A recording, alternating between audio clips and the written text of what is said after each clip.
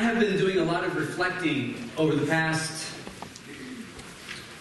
couple weeks, as I'm sure you have too. And I just want to say right from the get-go this evening, I've got information, I've got notes, and I'm going to do my best to stick to those notes and presentation.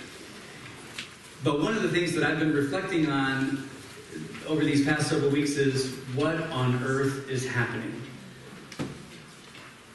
And I'm sure that some of you are probably thinking that, or perhaps you've reflected on that too. For me, personally and professionally, as an educator, this is my 27th. I'm completing year 27 in this outstanding field of public education. I know what I signed up for. I know what my calling is.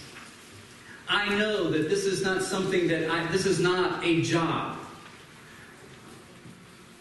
This is not a job to the teachers and staff members of Tuscarawas Valley Local Schools. It's a calling. It's a calling to serve. It's a calling to give. It's a calling to educate. And we're going to talk about those things.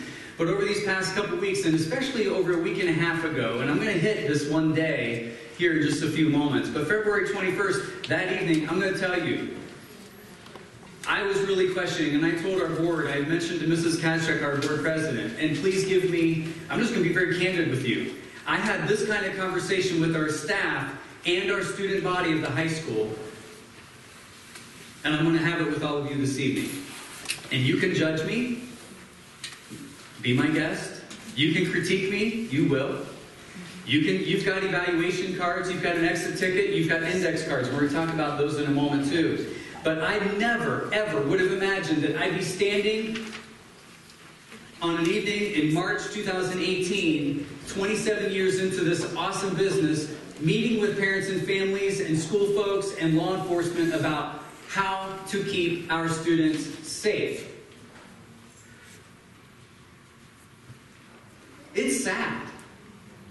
But I will tell you, we are committed to doing everything we possibly can to do our best and to make our students, our school environments, as safe as they possibly can be. I would have never imagined that we'd be facing these types of issues, that we'd be having to put plans in place, executing the plans, practicing them, drilling them, talking about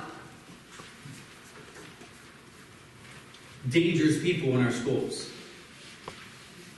Our teachers and staff, our educational leaders, and they're here with us this evening, many of them, they chose this profession for a few reasons, and it was to teach, and to equip, and to encourage, and to love, and to make a lasting difference and impression in the lives of every young person that they had the opportunity to connect with. And they take it personally when they can't connect with someone. But I will tell you, and that's still true today, I believe it to the core of my being, our educational leaders, our building principals, our teachers, and our staff, the employees of this school district, like the employees of probably all of our public schools in our area, they believe in what they do, and it's a calling. And I believe it's still true today. Yet today's reality and the challenges are quite different than when most of us went to public school, if you went to public school. Would you agree? Mm-hmm. As we get started, I want to just, we'd love to just formally again welcome all of you, and I want to mention some introductions.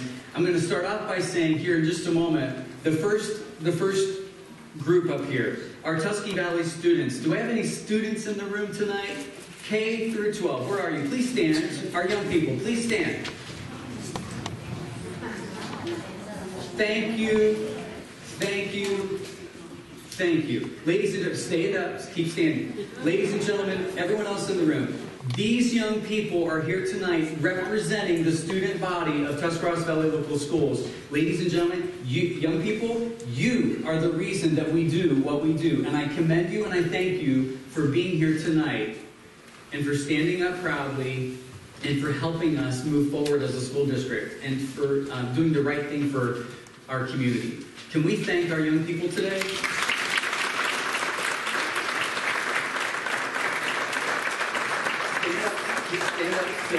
The other thing I want to point out is, and I believe Natalie will speak to this in a little moment, representing as a high school senior, who has lived out 13 years of Tuscarawas Valley Local Schools, 13 years of drills, 13 years of emergency protocol, as those kinds of things have changed. But here's what I know. Sometimes, and hear me on this, sometimes our young people get sold short.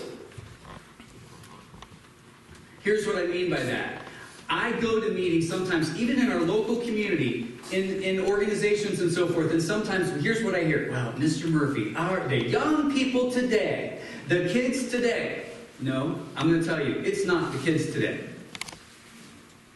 Our young people, overall, the majority of them are hardworking, they're kind, they're courageous, they want to make a difference, they want to lead, they're caring, they're responsible, respectful. Not everyone. There are what I would refer to as every once in a while you've got some humdingers that challenge you. But overall, the majority of our student body, as represented here tonight, those are the characteristics of our young people today in this school district and in this community. And that's what we're going to continue building on. So again, I thank you, Tusky Valley students. You may be seated. Our parents and family members, if you are a parent, if you're a member of the family, a grandparent, an aunt, uncle, relative, would you please stand? Parents, family members, please stand. Awesome.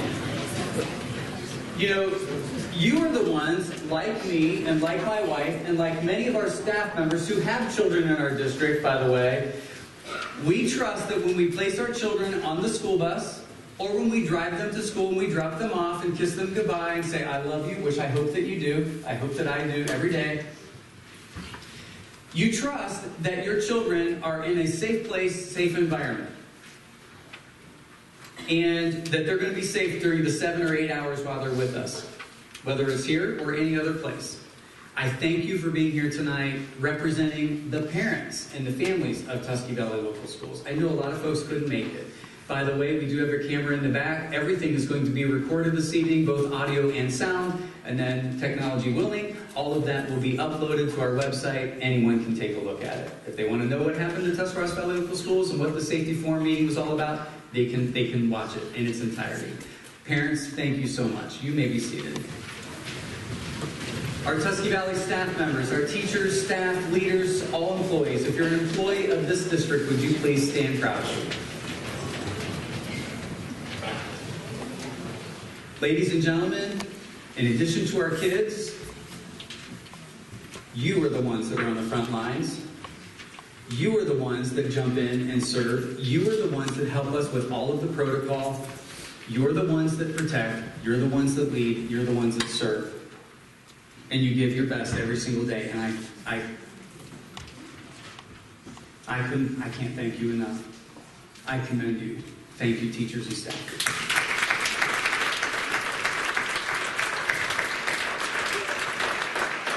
Our Tusky Valley Board of Education members, 4 of our 5 members are here tonight. I believe Mrs. Kazchuk, our Board of Education President. Susan, will you please stand? Mr. Gooding, Dick Gooding, our Vice President. Mrs. Amy Burrier, Board Member.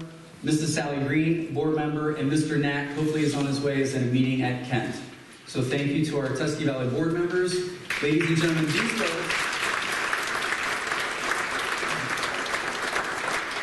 I will tell you that I believe as a school district, we are blessed beyond measure to have a strong, united, hardworking, committed Board of Education. That the values run deep, the expectations run high. It's not perfect. None of us as individuals are. I'm not.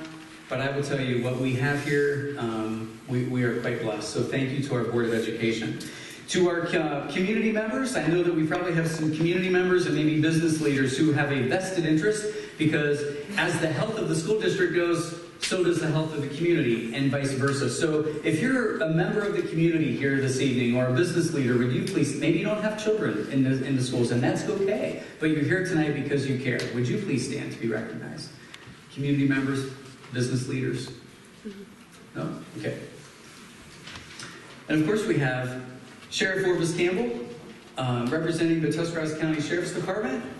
the leader of the Sheriff's Department, and I believe we've got other law enforcement and EMS personnel. Captain Marty Huth, where's Captain Huth?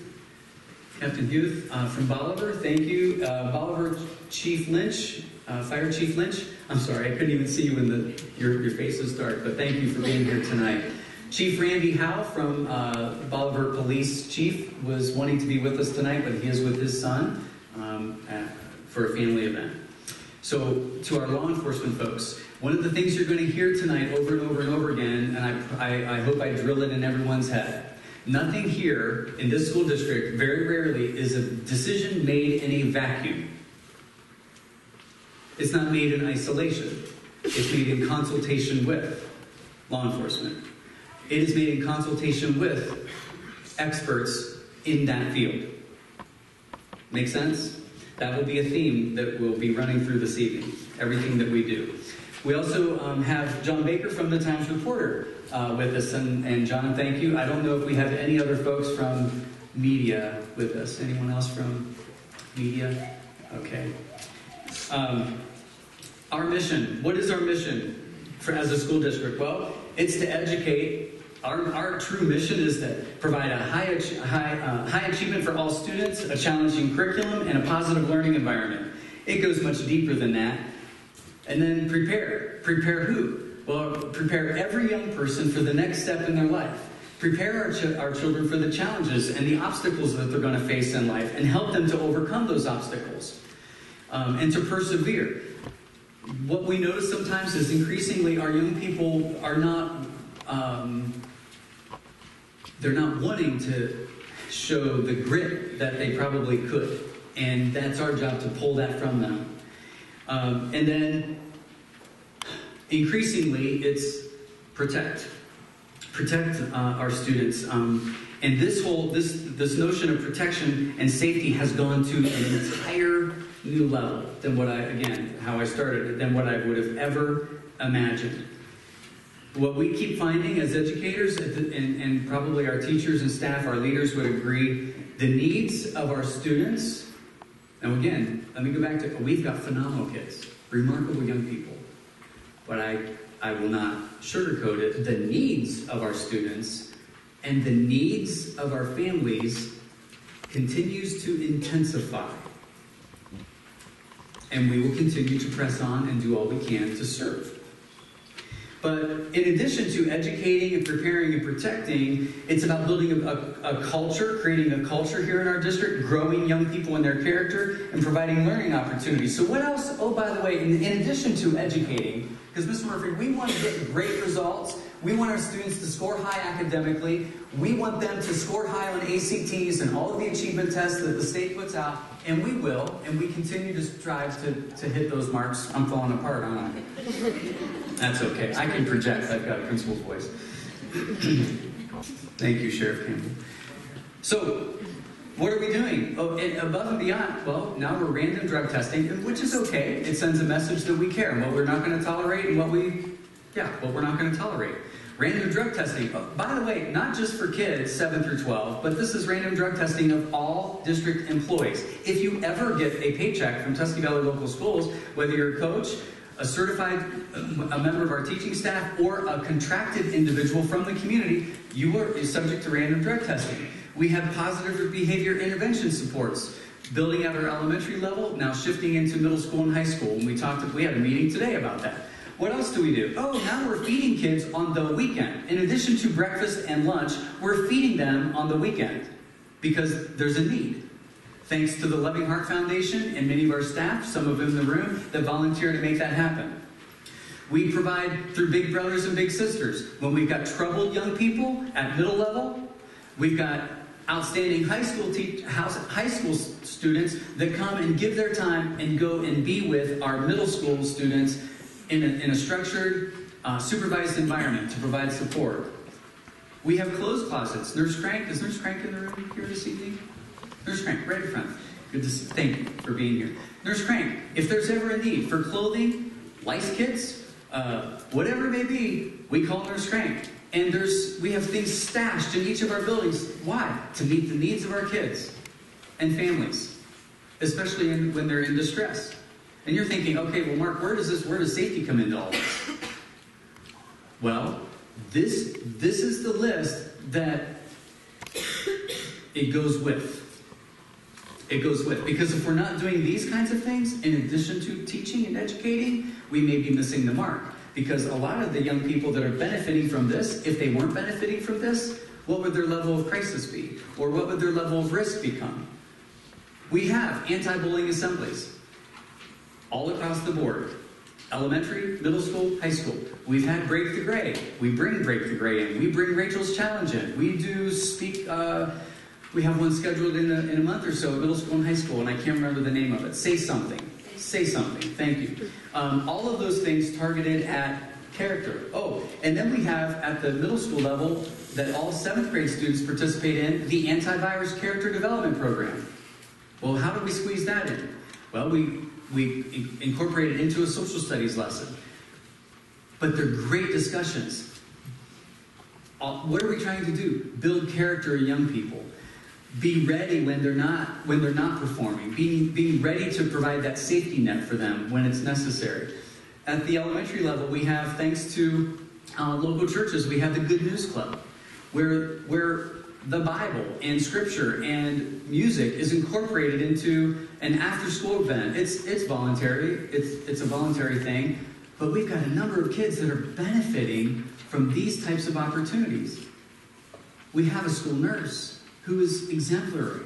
We have outstanding school counselors that serve. We have one of the most robust after-school program and achievement clubs and tutoring opportunities that exist in Ohio. It's right here in Tuscarawas County and Tuscarawas Valley Local Schools. So that is our mission.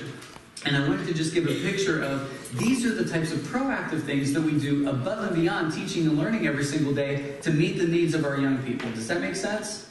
And we're going to continue those things and trying to build on those things as well. So what are we going to accomplish here tonight? I'm going to run down through this quickly. So our meeting objectives this evening. First of all, acknowledge the crisis facing our schools and our youth today.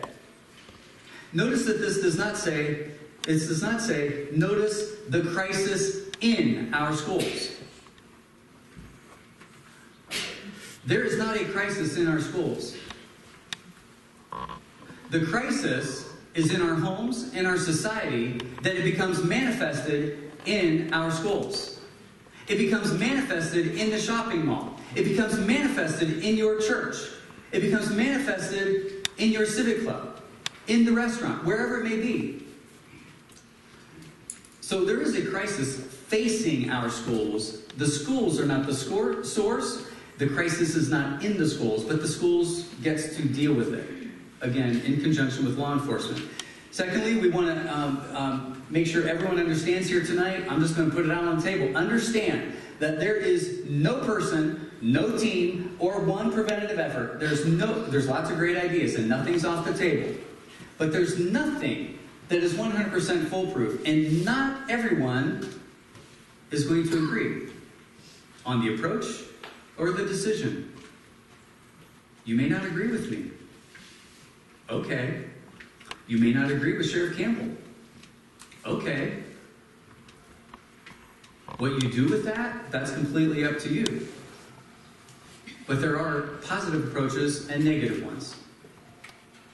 We're going to share the general district protocol and safety efforts. If I were in your shoes this evening, we cannot give you, nor will we, give you the nitty-gritty details of the emergency crisis plan, the emergency management plans of this school district. No superintendent will, anywhere, nor will law enforcement. Number one, it's against the law, and you're not privy to it. However, what I'm going to do this evening is give you broad brush, a general view of what we do. Because guess what? Our young people are living it out every day. And then what you hear at home may or may not be completely accurate. I'm going to be accurate with you this evening. And if the teachers and staff, if there's anything that I say that's not right on, I'm sure they'll let me know. And open invitation, teachers and staff, let me know or clarify if I've said something that's not quite on the money. But before I go on to recognizing law enforcement, let me just play something out here. I'm going to say, Mr. Fanti. Let's say Mr. Fanti is one of our staff members here in the district. He also is a bus monitor out in Cumberland, at our bus shuttle. If Mr. Fanti, going back to this bullet point, general protocol and safety efforts, let's say I came up, I'm a friend of Ken, or I'm going to pretend to be a friend. I am his friend. But if I come up to Ken and say, you know, Ken, do you have dogs at your house? You know, when you're talking about protecting your home, what do you do to protect your home? Do you have dogs? Yeah. Yes. How many dogs do you have? 3 dogs. Do you keep them inside? 2 inside. So one's outside. Tied, probably? Yeah. Do you have, Ken, hey, thanks for sharing. Do you happen to have do you do security cameras around your house? Yes. Oh, wow. He's got security cameras. Not just, okay, do you have an alarm system to your home? Impressive. Much more than I do. Tammy, we're in bad shape. Oh, we do have a dog. We do have a dog. Okay, so, all right, great. Do you park your vehicles in your garage? Do you have a garage? I have a garage. I've got 2 vehicles. 2 vehicles in your garage. Do you keep the door between your garage and your entrance to your house locked? Yes. He does. Okay. Now, I'm just playing this out, but if I understand where I'm going with this. If I chose to give all of you the nitty-gritty details of our plan, how safe do you think we feel? How safe, Ken, do you feel knowing that you just gave me... No,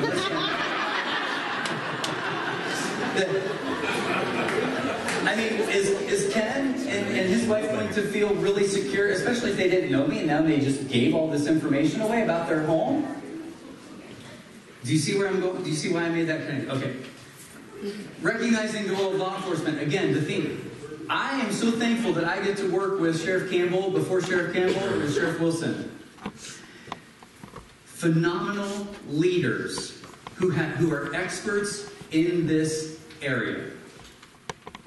We trust them, and when there is any, first of all, everything that we do in terms of emergency management and crisis planning, guess who ultimately signs off on it before it's even submitted through the Homeland Security and the Department of Education?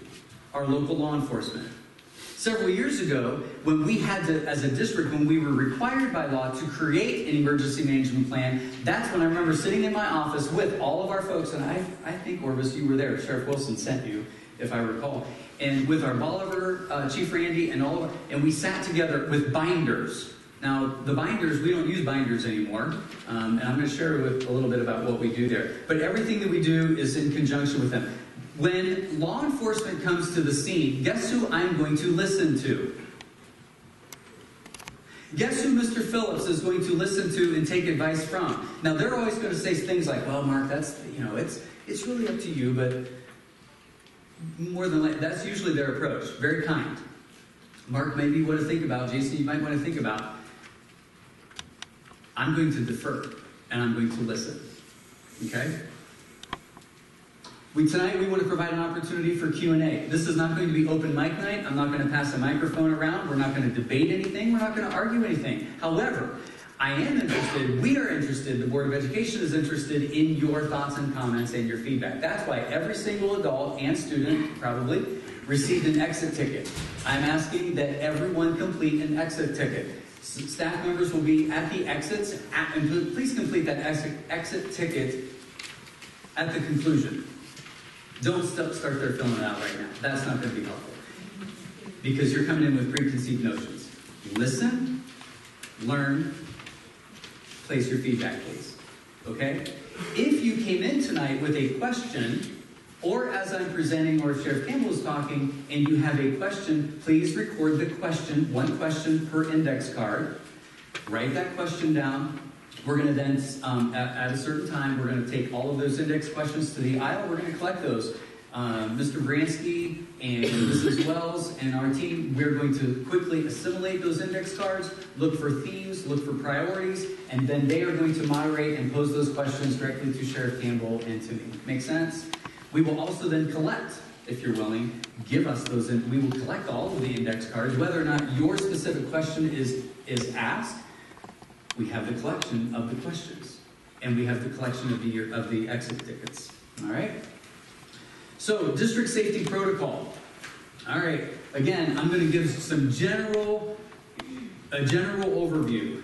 Of course, the standard drills, fire, tornado, have been in place. Remember, how many of you have done fire and tornado when you were in school? Come on, fire and tornado. Okay, when you were in school as adults now, when you were in school, did you have safe school drills and lockdown drills? Shake your head. No. We do now. In fact, by law, we have to have them. And we have to do them, and we have to report them every year. And signed off, I have to send it, back in November, I sent a letter to Sheriff Campbell. We are required to do such and such. Please review all of our drills, etc. Here's the scheduled drills. Here are ones who have not been scheduled for the year.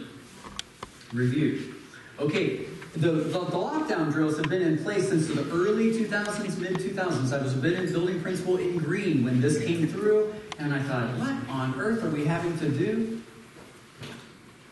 The lockdown drill then that we taught our students and that we were trained by law enforcement was you immediately lock doors, close curtains, shut off lights, hide in a corner, and it's silent.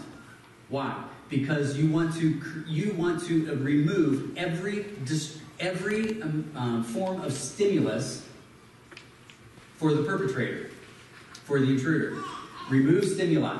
No noise, no phones, no nothing. Silence, hunker down, quiet, in a corner, maybe even under desks, hide, and wait. Well, what we learned last summer by Detective Fisher was that's no longer the most, not that that's, it can still be used, it can still be an effective form of safety, but it's not the only form. But then that's the only thing we were doing. Does that make sense? I mean, it really doesn't make sense now, but you understand what I'm talking about.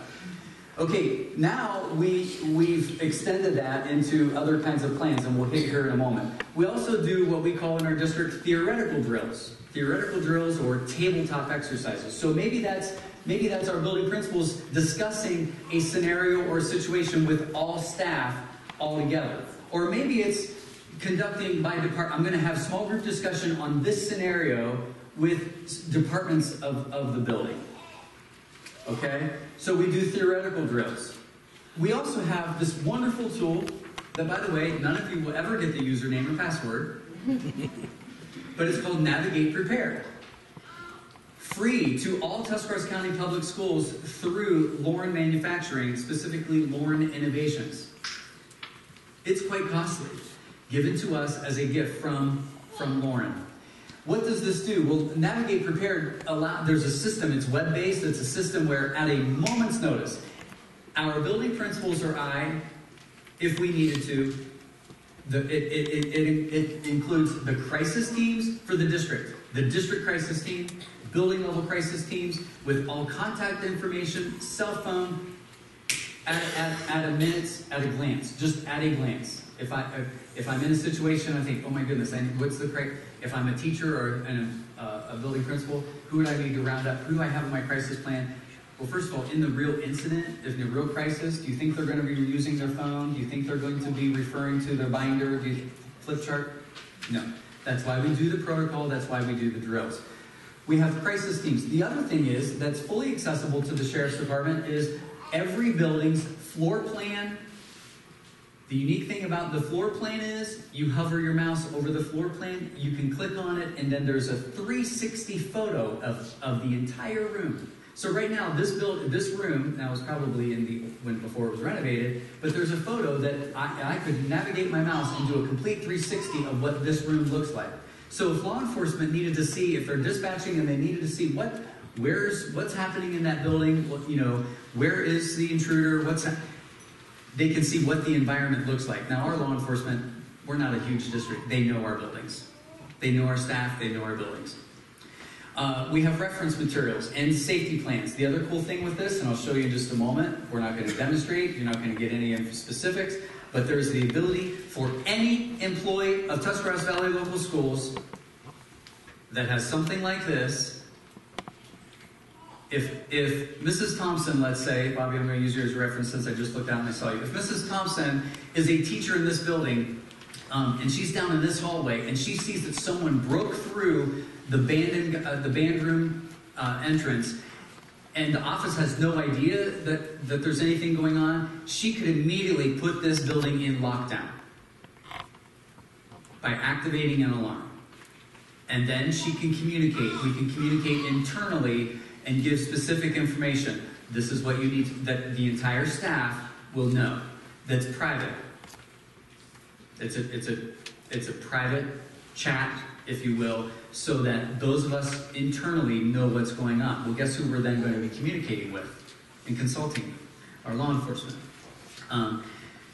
All right, so there's just a general picture of district safety protocol. Let's take another look here, a little bit more specific. This is what the app looks like. I mean, just at a glance on the far left-hand side. So if let's see here, where's my teachers and staff members? Mrs. Karaleski. Mrs. Karaleski's at the primary school right now, and she's aware of something that happened, a guy, whatever. In that part of the building, she can click on that respond, and then decide, okay, is it a fire? Is it an intruder? Is it a biohazard? Is it whatever kind of emergency it is? She can activate that. It sends alarm off through everyone's cell phones, not through the building, but sometimes that's all it takes is to just create awareness. Because, ladies and gentlemen, guess who oftentimes is taken out in these types of incidences? It's the front office, folks.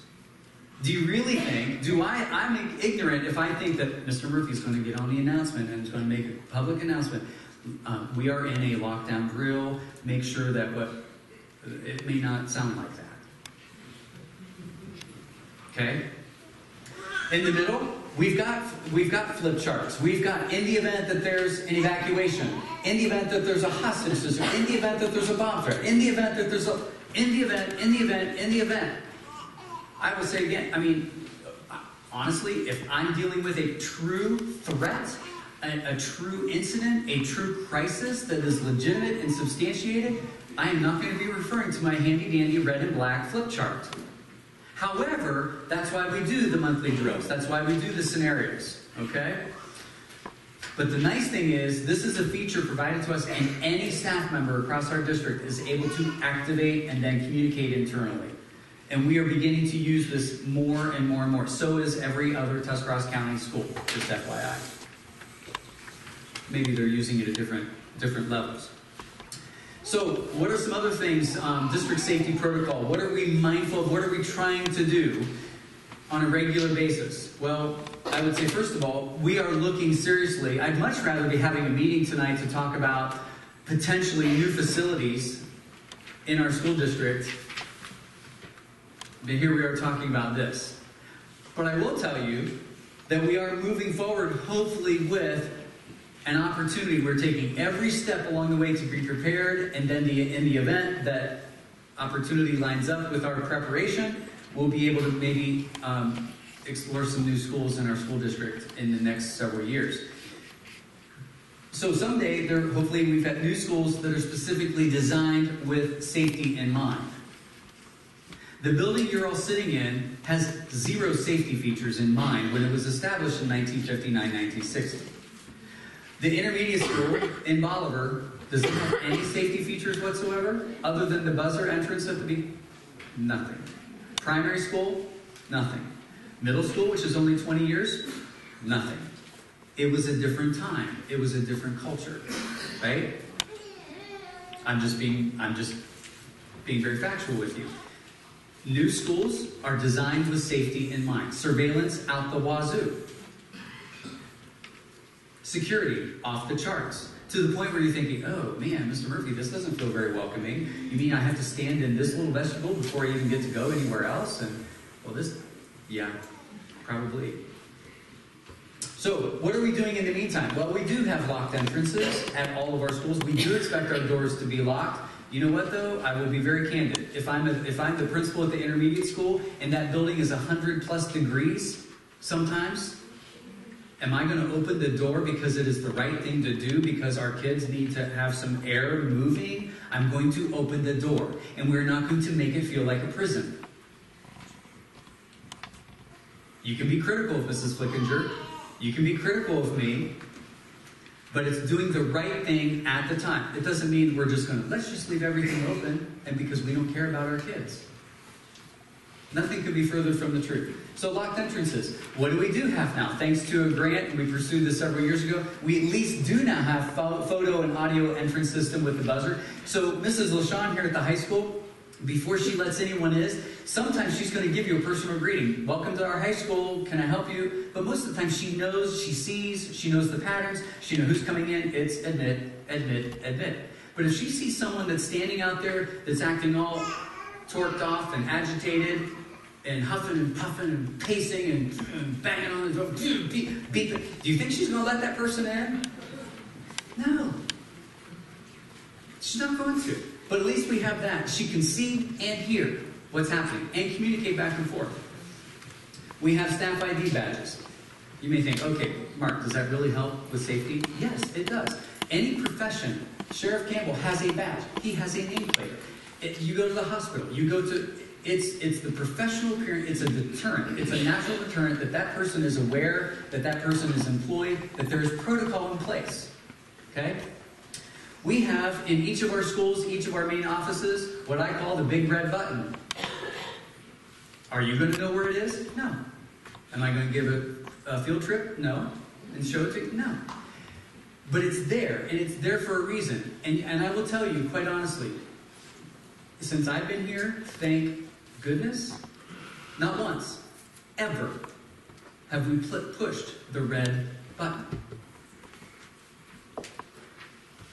But once I push, and I'm not going to push it just to, let's see if this works. I know it works. But when I push the red button, I know without a shadow of a doubt that it is all hands on deck immediately, dispatched. We don't even care what's going on. We're going. And we're going to find out what's going on our way. And we can communicate with the school and whoever pushed that button and maintain contact. We do monthly staff safety scenarios. Every single month, not every month, most months, I put in my staff newsflash, here's a safety scenario for us to be mindful of. Discuss as a large group. Discuss and reflect individually. Reflect and discuss with your small group. Here's the situation. I want you to play this out. Discuss it. Come back. We'll reflect on that. What does that do? It keeps it in the forefront of our minds. Oh, by the way, yes, let's continue to teach and educate to the highest standards. Are you with me? But here's how our time is being spent. Continuous interaction and consultation with law enforcement. There's the theme. It's not done in a vacuum. Now, last summer, and it made me swallow hard and with a lump in my throat thinking, what on earth are we doing? And I remember contacting Sheriff Campbell and saying, what do you think? I've heard about Alice. I know that Dover City Schools did it last summer. They trained all of their employees. I don't want to create panic and fear in the lives of our staff. And I'll tell you what, I'm so glad that we did it. 3 days of training, all employees of this school district came and spent an entire day in this room and then role-playing and doing scenarios in classrooms of this building. And you're going to see a bit of that in just a moment. But we went through active shooter training. What does that look like? How do we protect ourselves? How do we protect our kids? What do we do? How do we respond? Etc. Every member of our staff, I can guarantee, if I ask every person here, of our employees, can you please show me your plan?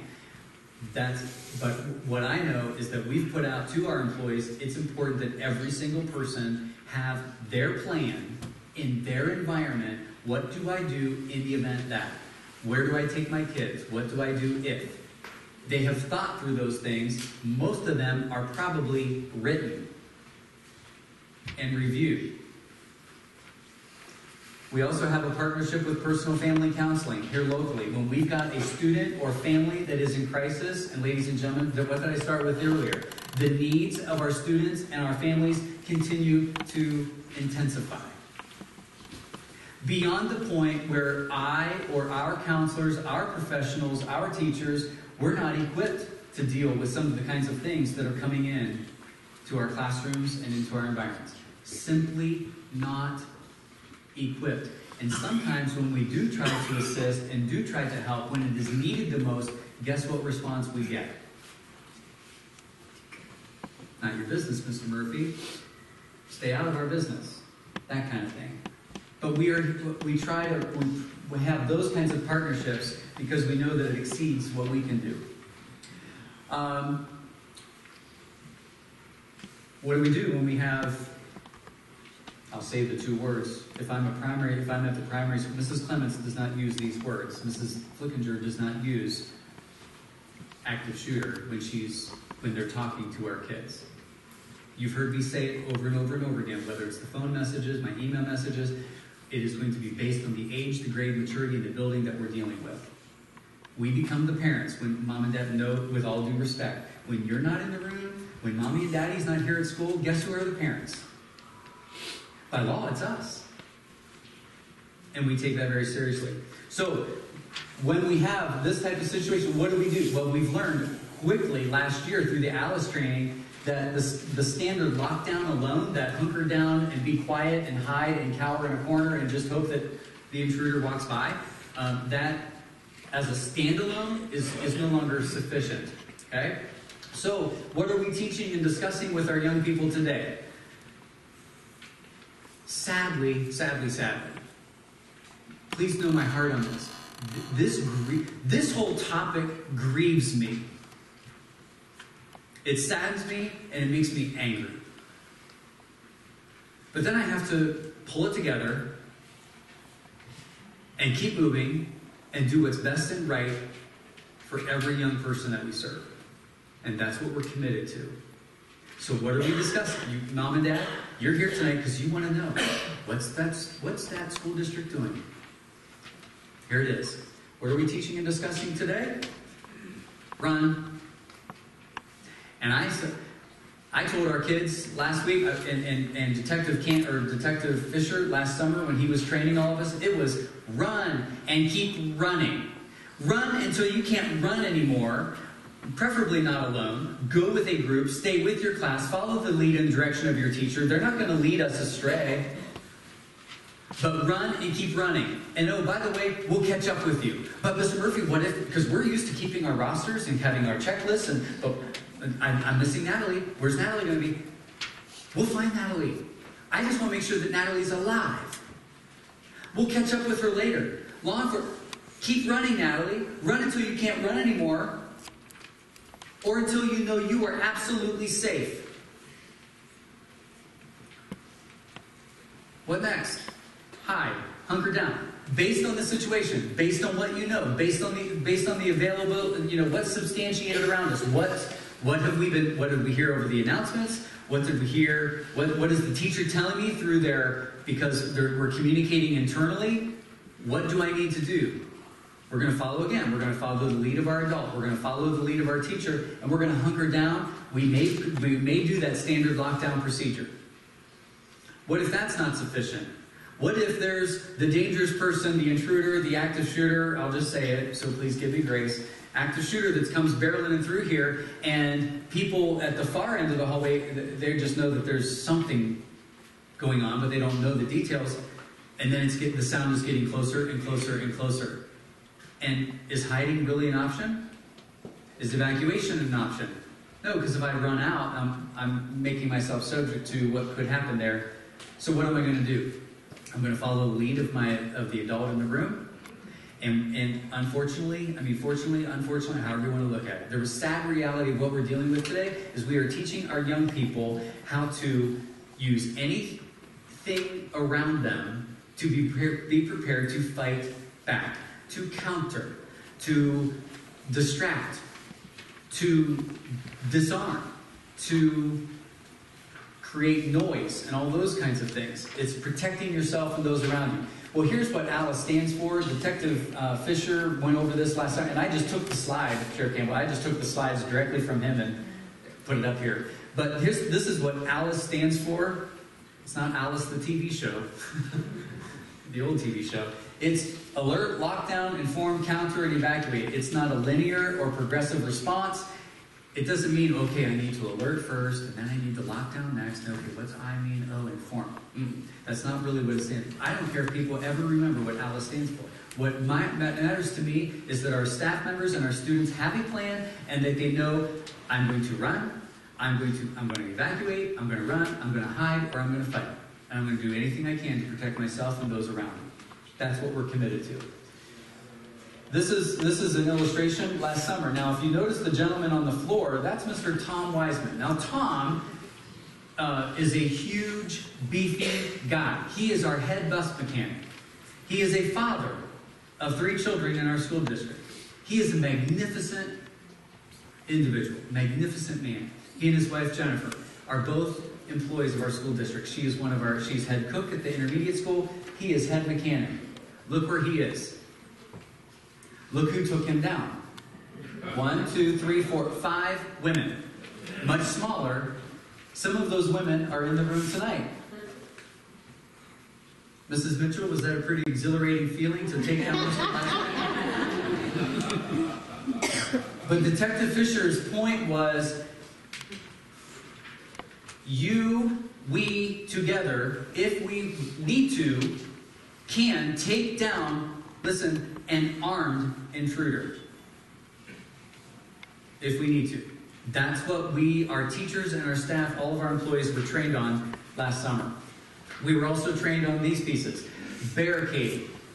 Using everything we can to shove in front of the door, cover, conceal, evade and escape. There's the run piece, the evacuation. The swarm technique.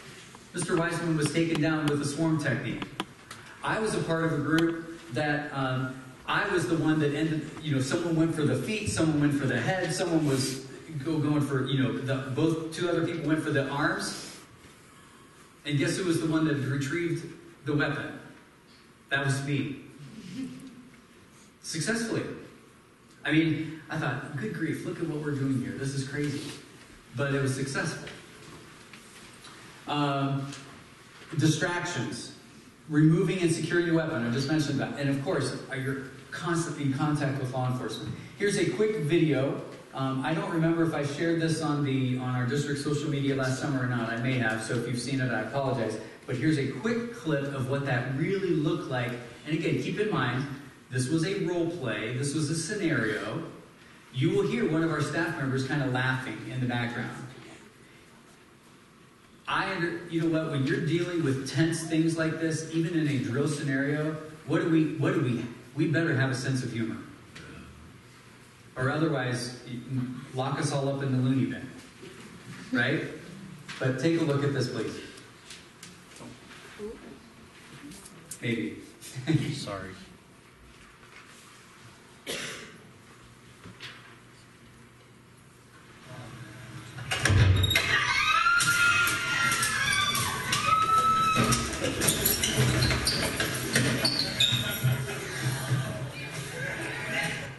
Now, I don't know about you.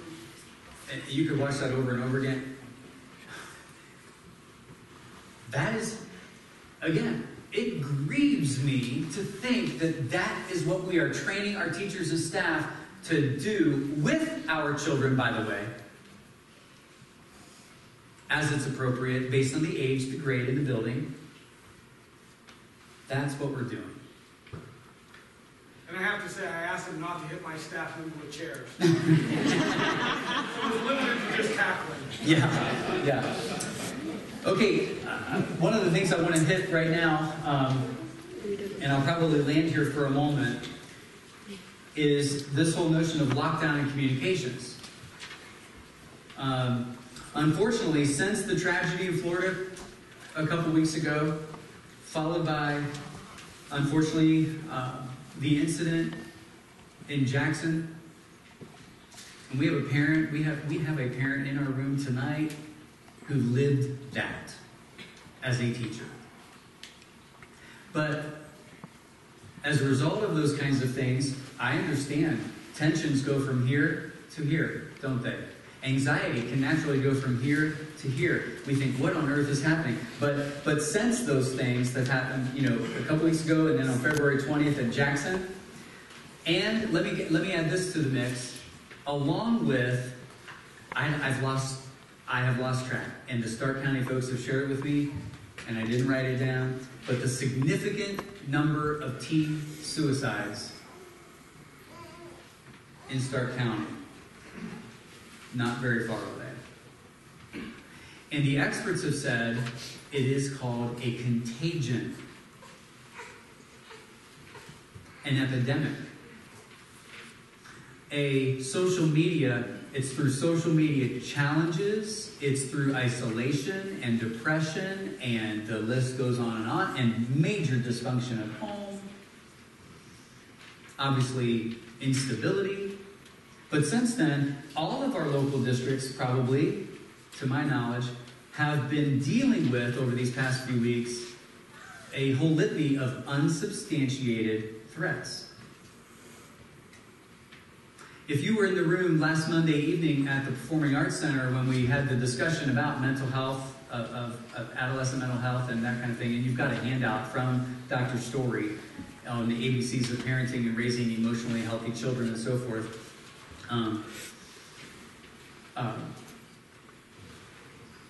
But when and now I forgot what I was going to say. I lost my thought. Forgive me. But there has been a whole litany of unsubstantiated threats. Guess whose district was one of them? So I want to backtrack with all of you to Wednesday, February 21st. Today is a Tuesday, so tomorrow would be 2 weeks. 2 weeks from tomorrow. On Wednesday, February 21st. So you may be, if you're like me, if you may be wondering, so why did Mr. Phillips and I put Tusky Valley High School in a lockdown? Because there was a threat, Mr. Murphy, on the bathroom wall that said Tusky Valley High School shooting. 2:30.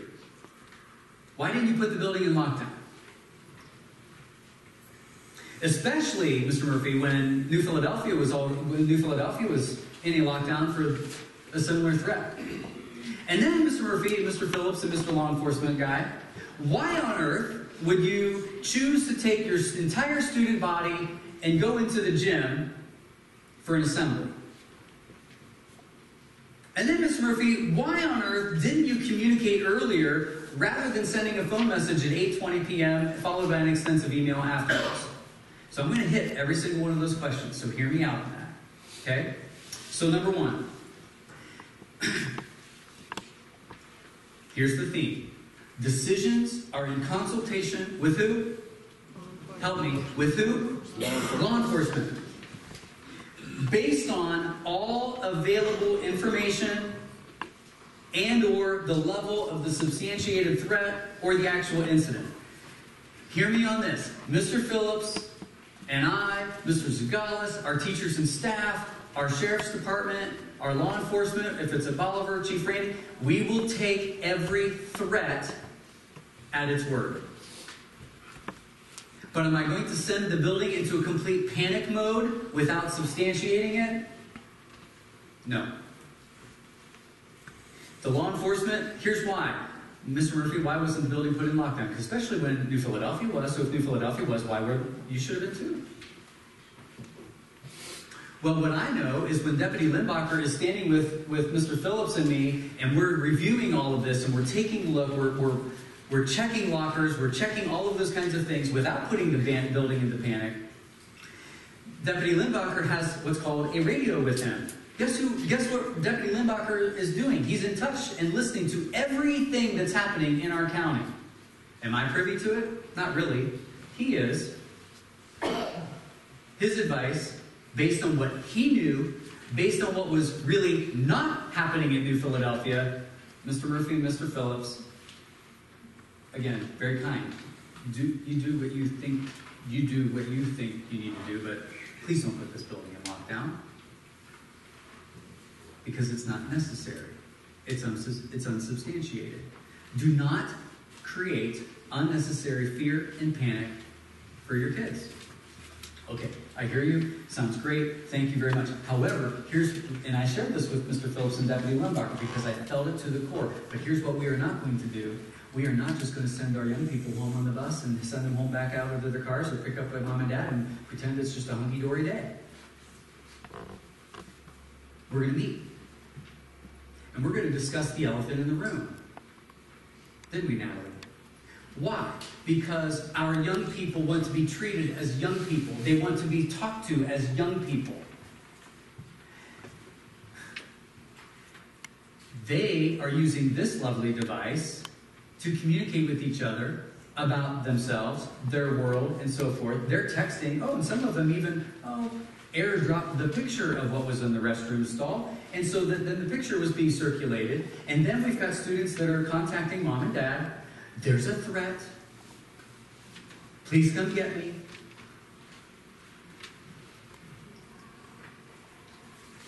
I'll say it to them blue in the face. If there's a threat that's substantiated, if it's real, you'll know it. You will hear directly from me. You will hear directly from law enforcement. You will know it right now. But I promise you, I will not give you play-by-play of what's going on. So, again, that's why we didn't put the building in lockdown, not to create unnecessary panic. Okay, Ms. Murphy, so why on earth would you, what were you thinking that you would choose to pull all of the students in the gym with Deputy Limbacher, Sheriff Campbell? You know, why would we do that? Pull them in there. Well, here's why. Because we knew it was the right thing to do. And our students and young adults want to be treated as young adults. Here's what we discussed. We discussed the threat that was written on the wall. We discussed and commended and lauded the folks who reported to us. Mr. Phillips, this is what we saw. Here's the picture. This is where I texted it to. Here's what I've done. Here's where we are. And we began investigating with law enforcement. It was being fingerprinted. It was being dusted. The building was being searched. Lockers were being looked at. All of those things. But Ms. Murphy, don't put it in lockdown. Okay, great. So we're discussing the threat. We were discussing the elephant in the room with the young adults. What else did we do? We addressed what was happening. We addressed and spoke to Florida.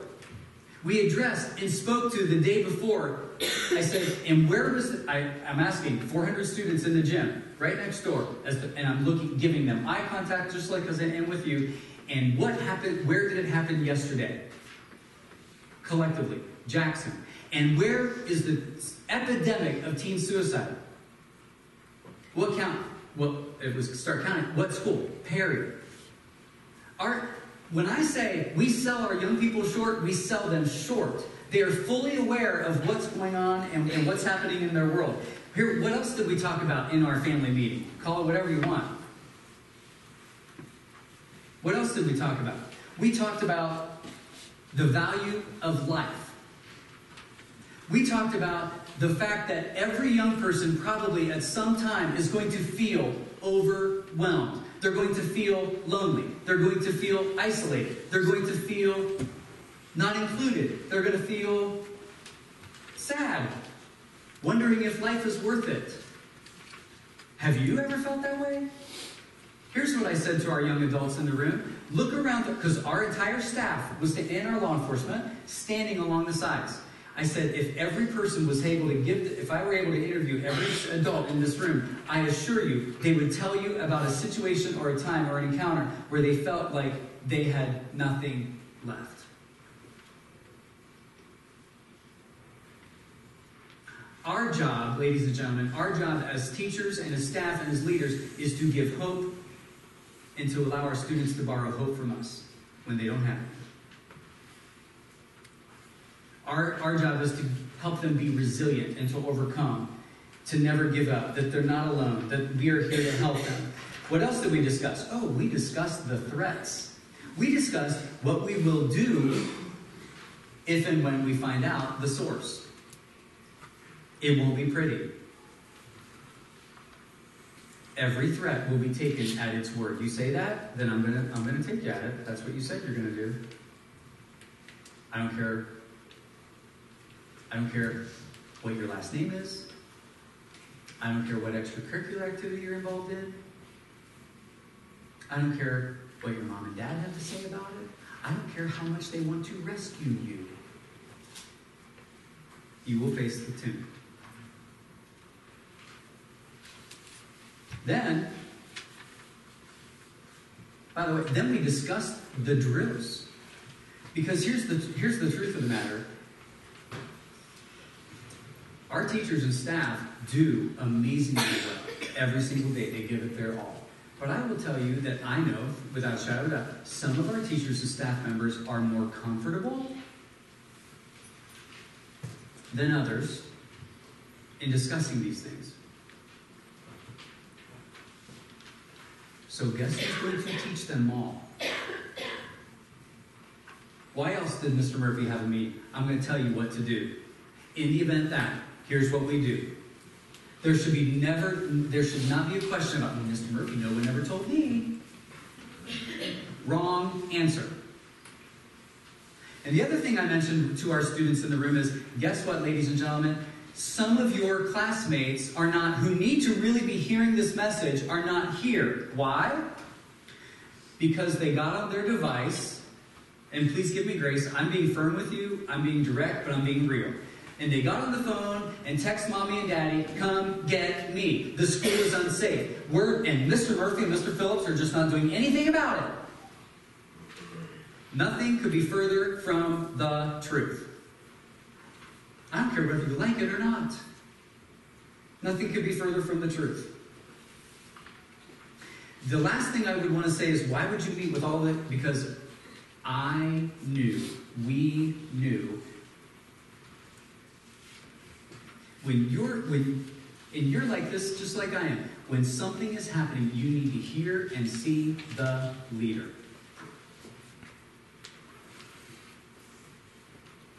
The leader's not sitting in his office or her office. The law enforcement officer just isn't sitting in his car eating donuts.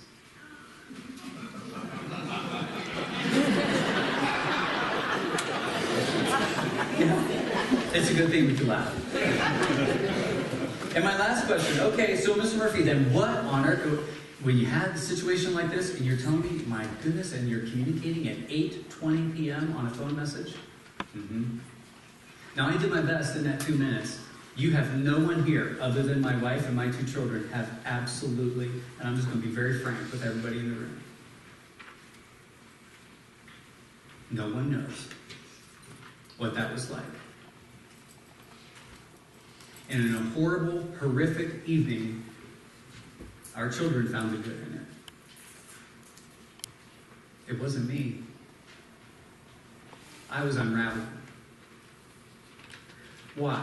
Because I wanted to communicate with our parents and families better than normal. I was trying very hard, repeatedly.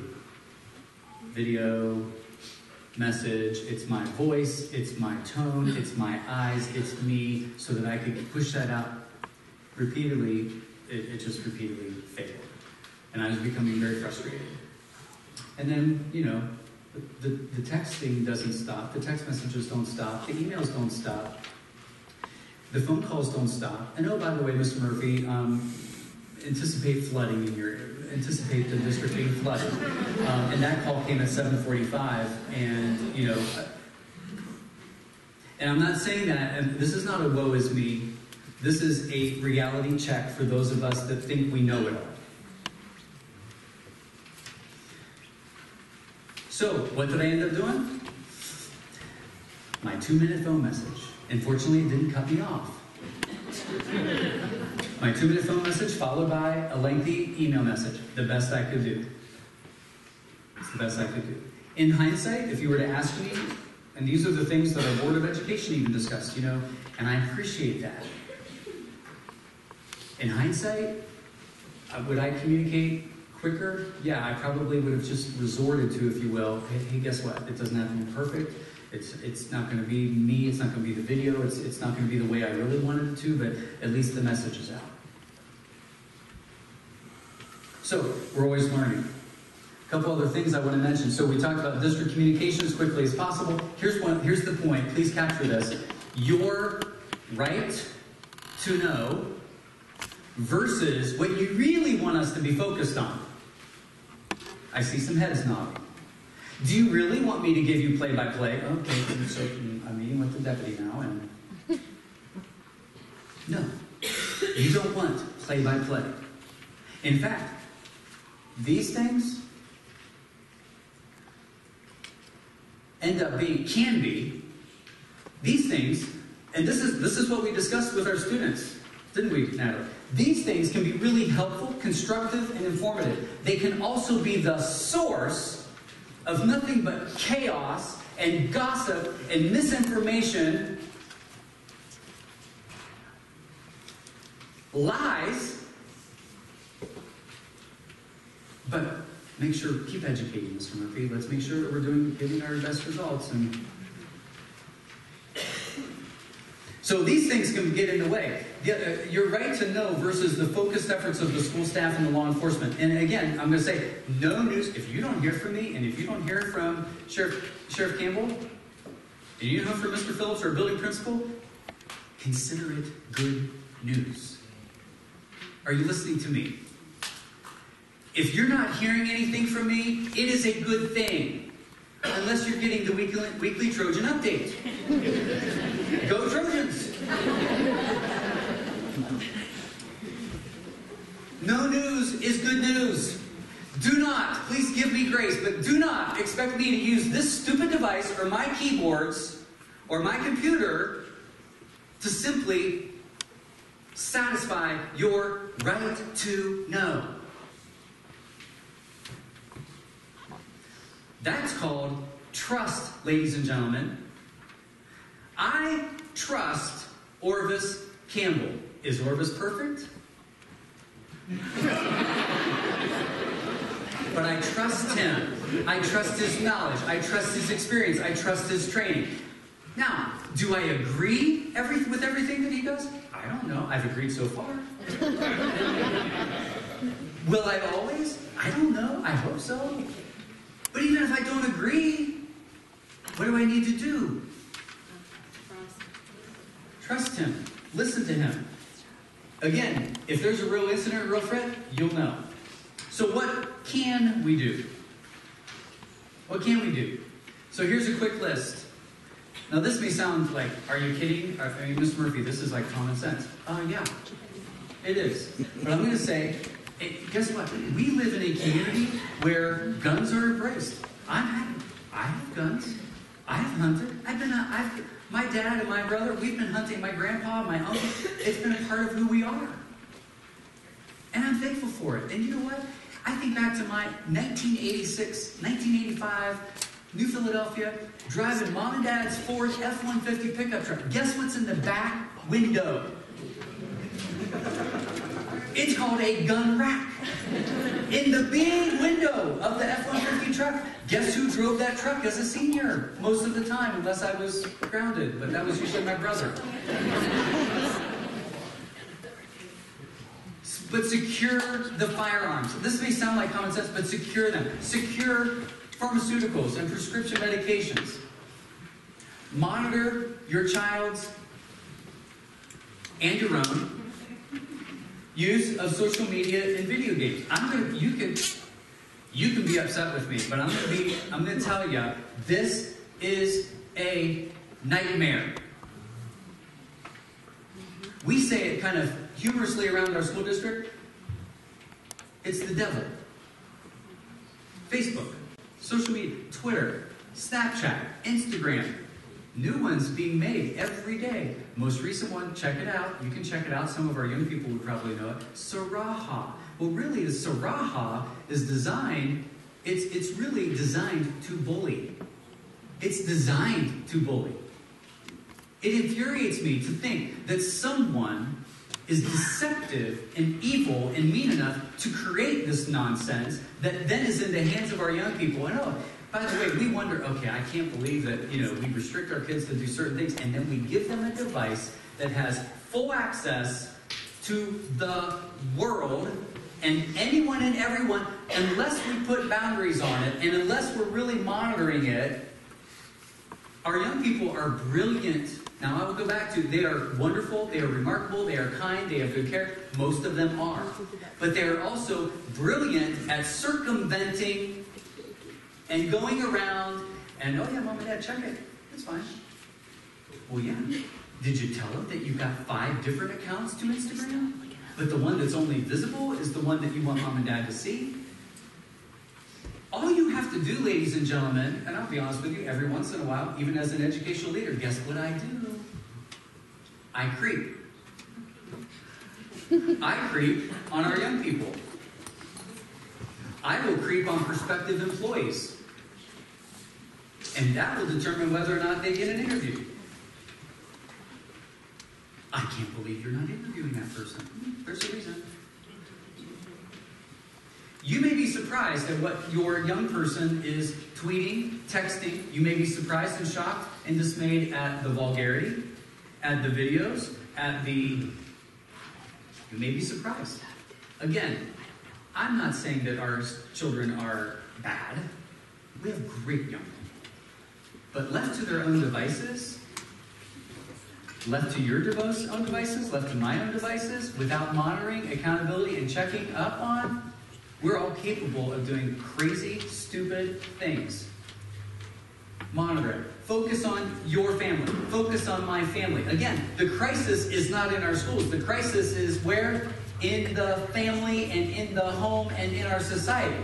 So focus on my family. You got that handout from Dr. Story, and a couple things that I just that stood out to me that I would love to point out to you. The first one, be assertive. Always get in their business. Be in their business. That is your job. That is my job as a parent. Be in their business. Well, they're not going to let you do that.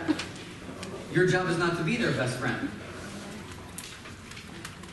Insecurities. We have, let me tell you, Mr. Phillips, our principal, last week I spent almost 2 hours, Mr. Phillips and I spent almost 2 hours with a mother and a father and a high school student that was a complete insecure wreck.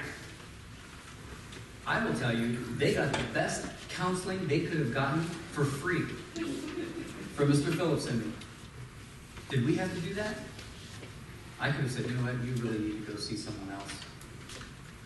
But insecure. We need to help our kids with their insecurities. I love this, the next one on J. Just do it. Be a mom, be a dad. Say no. Make your kids mad. Take your children's phones and scroll through their photos. I'm going to tell you, start scrolling and start creeping. And then you start to ask questions like, well, what other account do you have? If you really want to find out, call their friends. If they know you're going to view their activity, they'll be more careful, possibly. R, resiliency. We have to teach our kids that, oh, by the way, 28th place doesn't get the trophy.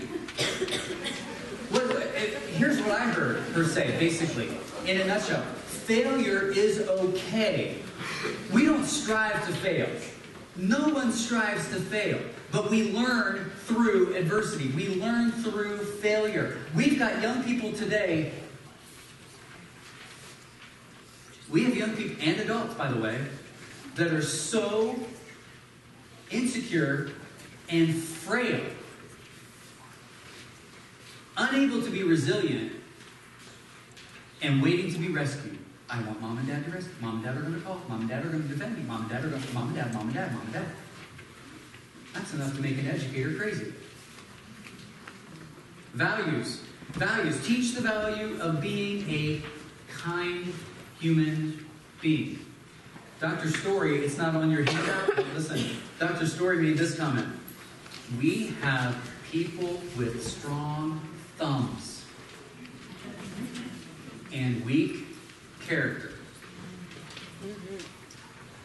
And I'm going to be as gutsy to say it. You can agree with me. I'm not expecting to hear amen. The strong thumbs piece is just as bad with adults, if not worse. Amanda Miller, the juvenile prosecuting attorney, last Monday, she stood on that panel for the Q&A. That panel, one of the things that she said was, the greatest threat that New Philadelphia faced that day, it wasn't what was written on the bathroom stall.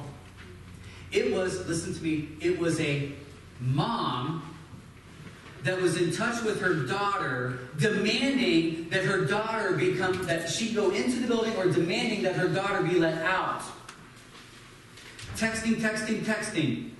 Being with the, I demand. With the, I demand that. Like, ma'am, you just need to stay back. The building is secure. Everyone, listen, if we were in a real incident or threat, number one, you're going to know about it. But number two, coming here is not going to help. We'll let you know when we will provide reunification. What happened? Amanda Miller says, the greatest threat was that mom that kept threatening, I want my daughter, get my daughter's coming out. The mother then demanded that the daughter come out. The daughter, and they were communicating through a window as well as texting. The daughter exited the building. Both the mother and their daughter were arrested and taken away. That, ladies and gentlemen, was the greatest threat that New Philadelphia faced that day, from the juvenile prosecuting attorney's perspective. So that's the reality. Okay, there are other things that we can do. This is Mark Murphy's list. And then I'm going to get to some things that perhaps you've thought of.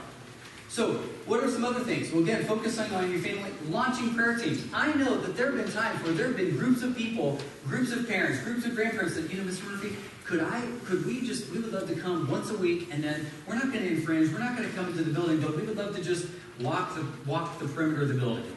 The outside. Walk the grounds, and just as we're doing that, we just want to pray. Or we're going to convene in someone's house. Or we're going to convene at the fellowship hall of that church. And if you have any prayer concerns, or we're going to pray. That's how moms and dads can get involved. Launch some prayer groups. How about this one? Volunteer. I had people shortly after that February 21st incident that said, Mr. Murphy, I had some hate mail. And I also had some, thank you so, the majority of it was, thank you so much for pulling our kids together. Thank you for that conversation. Thank you for communicating. We understand it was a problem, but thank you for doing that. Others, it was really hateful. But how about this one? Mr. Murphy, can I help you?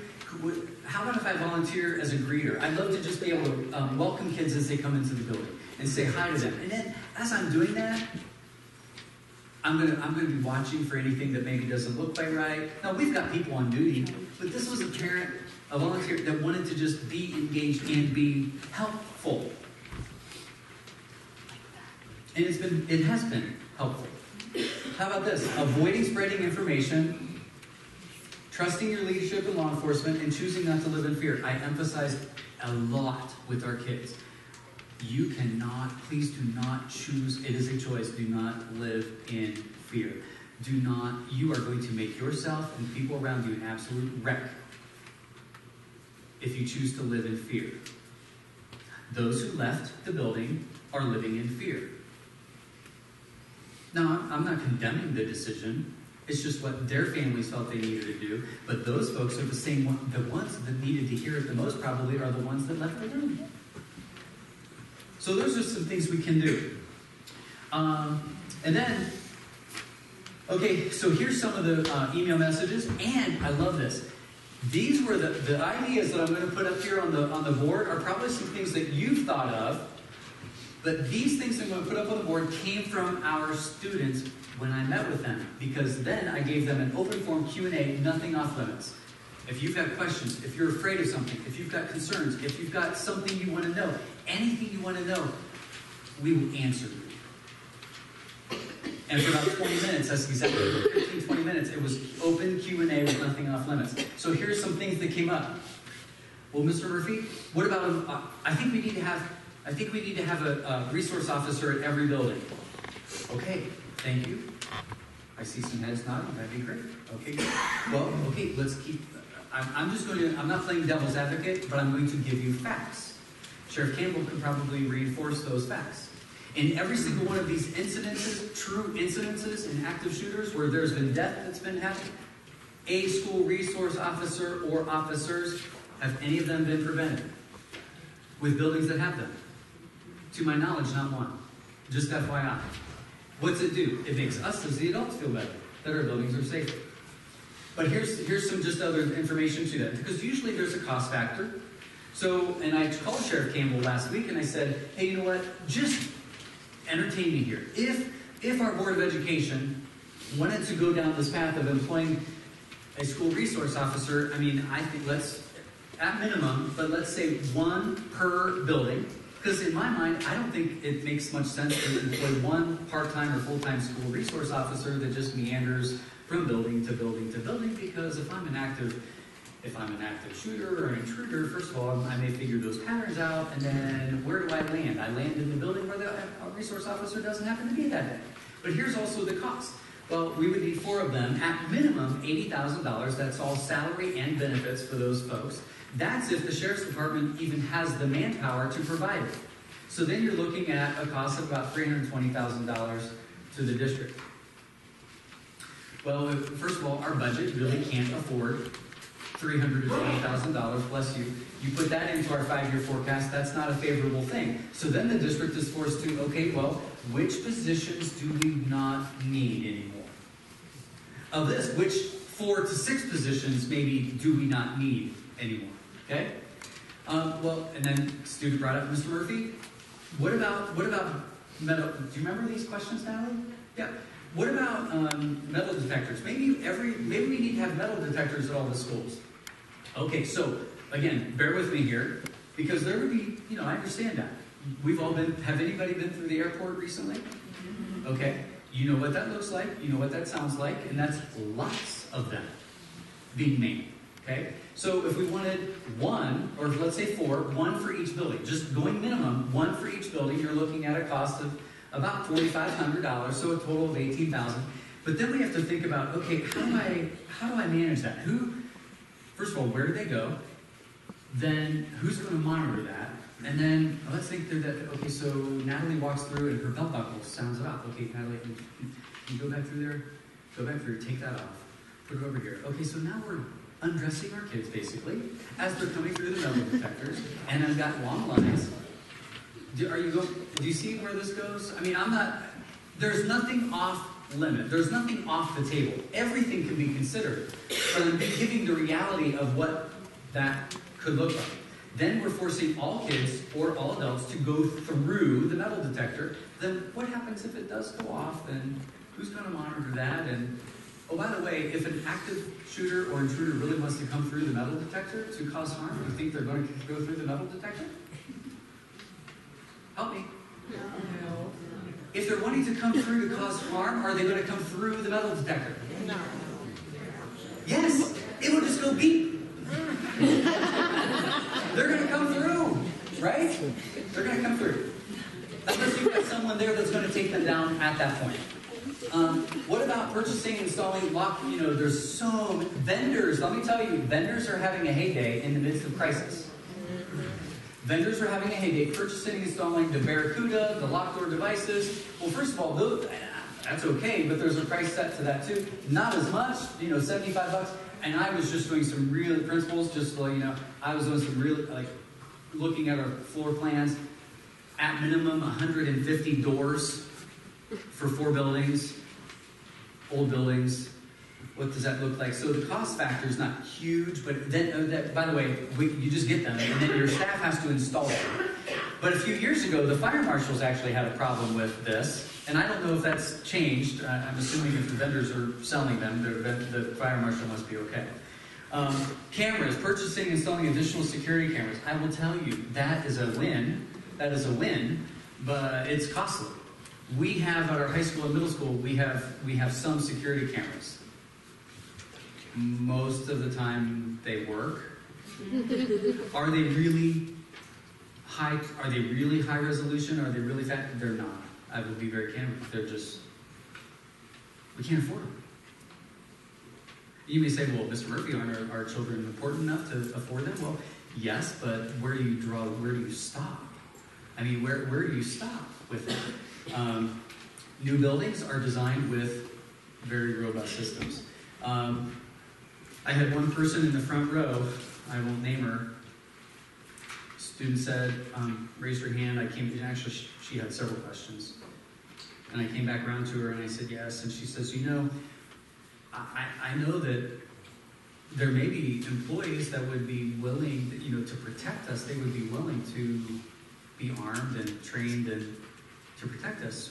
Is that something the district would consider or you would do, Mr. Murphy? There was silence in the room. And I knew that all eyes were on me. I shared this with our Board of Education. And I had kind of a lump in my throat, and I said, you know what, when I first began this career, I was like, are you kidding me? What on earth are you talking about? No, I'm not going to carry a gun to school or a concealed weapon to school as a teacher, an educator, a bus driver, custodian, whatever it may be, principal. 2 years ago, I remember having that conversation, even 2 years ago, out in the hallway, and I'm like, that doesn't feel right to me. My response to the 400 students in the room was, given what I know, given my consultation with Sheriff Campbell, given the incidences and the threats and the situation, I will tell you that my thinking has changed.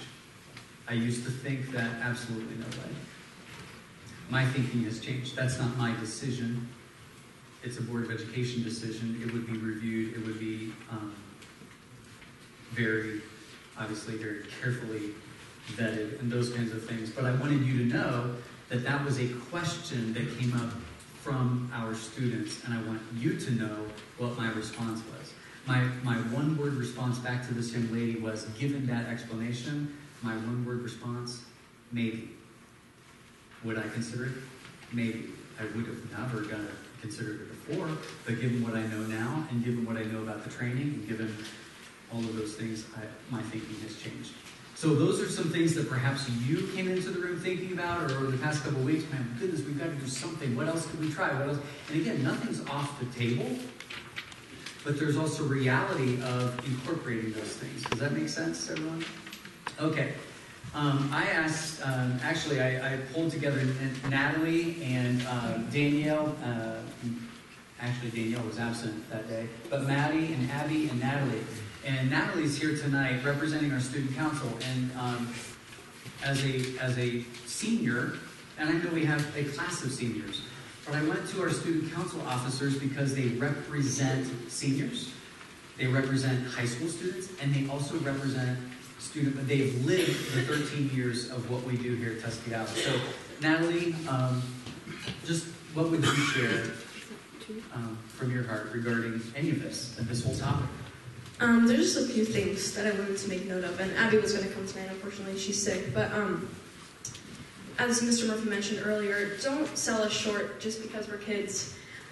We do know a lot, and like he said, we know a lot with our phones and all those sorts of things. I think I see a lot on social media about the silly millennials, and I just listen to your kids, grandkids, whoever, about what they have to say about this stuff. We're the ones going through it, and we want to make a change, and we want to help and make a difference for the next generation. And then the other thing I wanted to touch on, as Mr. Murphy said, don't live in fear. It's not fair to your kids. It's not fair to yourself to go to school every day or to work or whatever and be scared all the time. There's a big difference between being scared and being ready and prepared for stuff like this. I'm not saying just act like it doesn't happen. Just do not live in fear. It's not fair to yourself and it's not fair to your kids. So please just, be aware of what your kids think about this kind of stuff, and also do not live in fear. So that's all I have to say. Thank you. Natalie, Abby wanted to share that Abby was homesick, so anything that Abby was going through, did you include that? Yes. Okay. Great. Thank you. Thank you, Mary.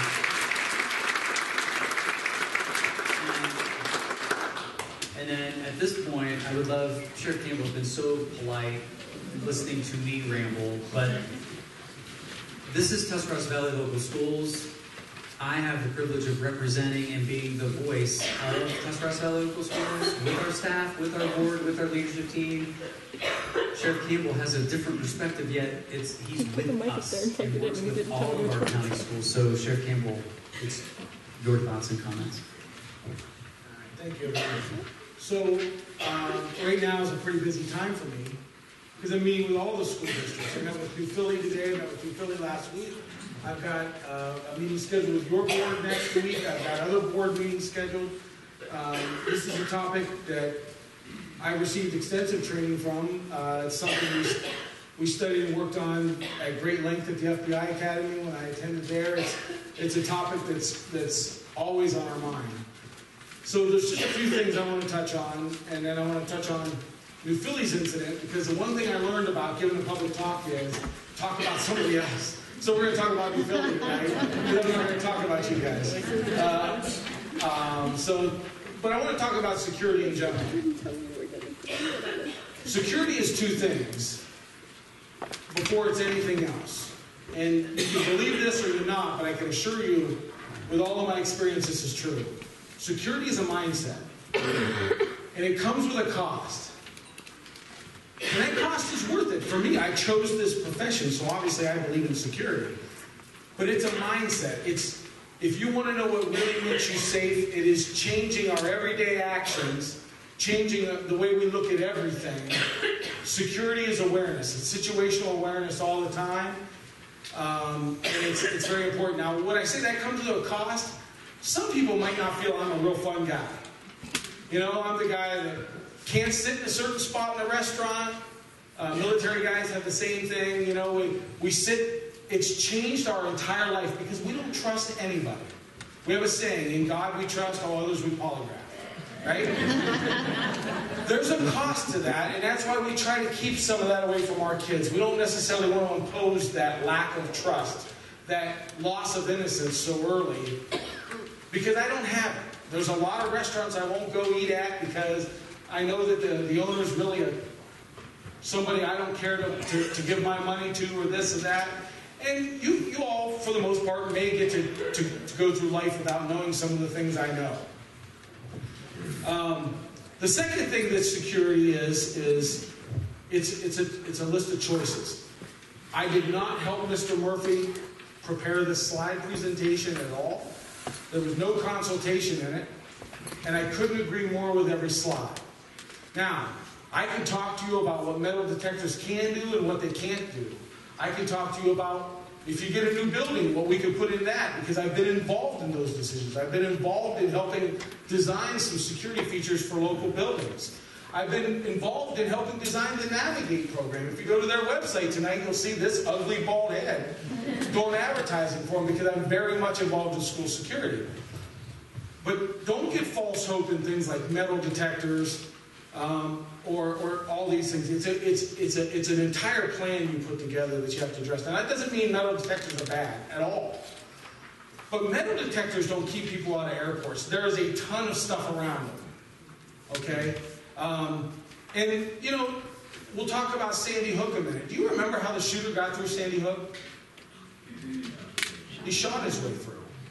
He was completely locked on the outside. He shot his way through. When you talk about metal detectors, what do you think about when you go to the airport? How much earlier do you have to get to the airport?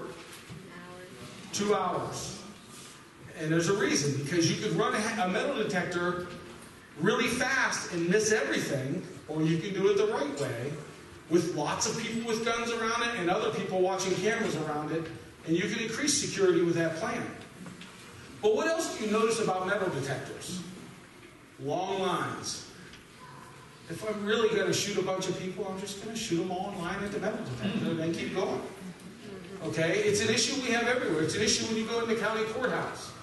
If you go into county courthouse, there's 2 deputies standing there. Do you feel safe? Shoot those 2 guys in the head and keep going. Because before you encounter the metal detector, I'll tell you right now that unless somebody's inside testifying, you just wiped out 100% of the security. It is truly about making you feel good. Now, I am very much not a negative person in all these things, but you need to look at them as a plan, and you need to understand, you know, what can I do? Mr. Murphy touched on them all. I speak publicly. I've written, you know, on social media about it. And I must say, with a little bit of a caveat here, when I refer to parenting, I'm referring to parenting as a whole. I'm not referring to a group of parents, okay? I know great parents who've had kids or have had a child become addicted to drugs. It's not an indictment on an individual set of parents. But when I was young, I'm 45 now. You guys are shocked by that. I look 20. But I'm 45 now, but when I was little, something that was very big was block parenting. You all remember block parenting? We don't do that much anymore. Why? Because we don't know who those people are. We don't necessarily want our kids running up into those houses anymore. Because as a community, we're not taking care of each other's kids the same. If your child is in my house, they're going to get disciplined if they're bad. Maybe physically. And many of you who are laughing will be the first one to call and chew me out for overstepping my bounds. But some of them won't. Last week we'll talk about New Philly. I'm a New Philly grad. Okay, so I'm allowed to talk about them. It's like telling Arkansas jokes if you're from Arkansas. It's allowed. The New Philadelphia incident was resolved before the parents knew. The New Philadelphia incident was basically resolved by 11 a.m. And how that took place was someone went into the restroom, took a picture, and before they walked down and reported it, posted it to social media. And then the media posts went everywhere. I can't believe you should never ever have to hear about this from social media. What is a school doing? How is a school going to prevent that? That's the fact. The person who reported it did the right thing, except for it would have been nice if they would have reported it before they posted it on social media.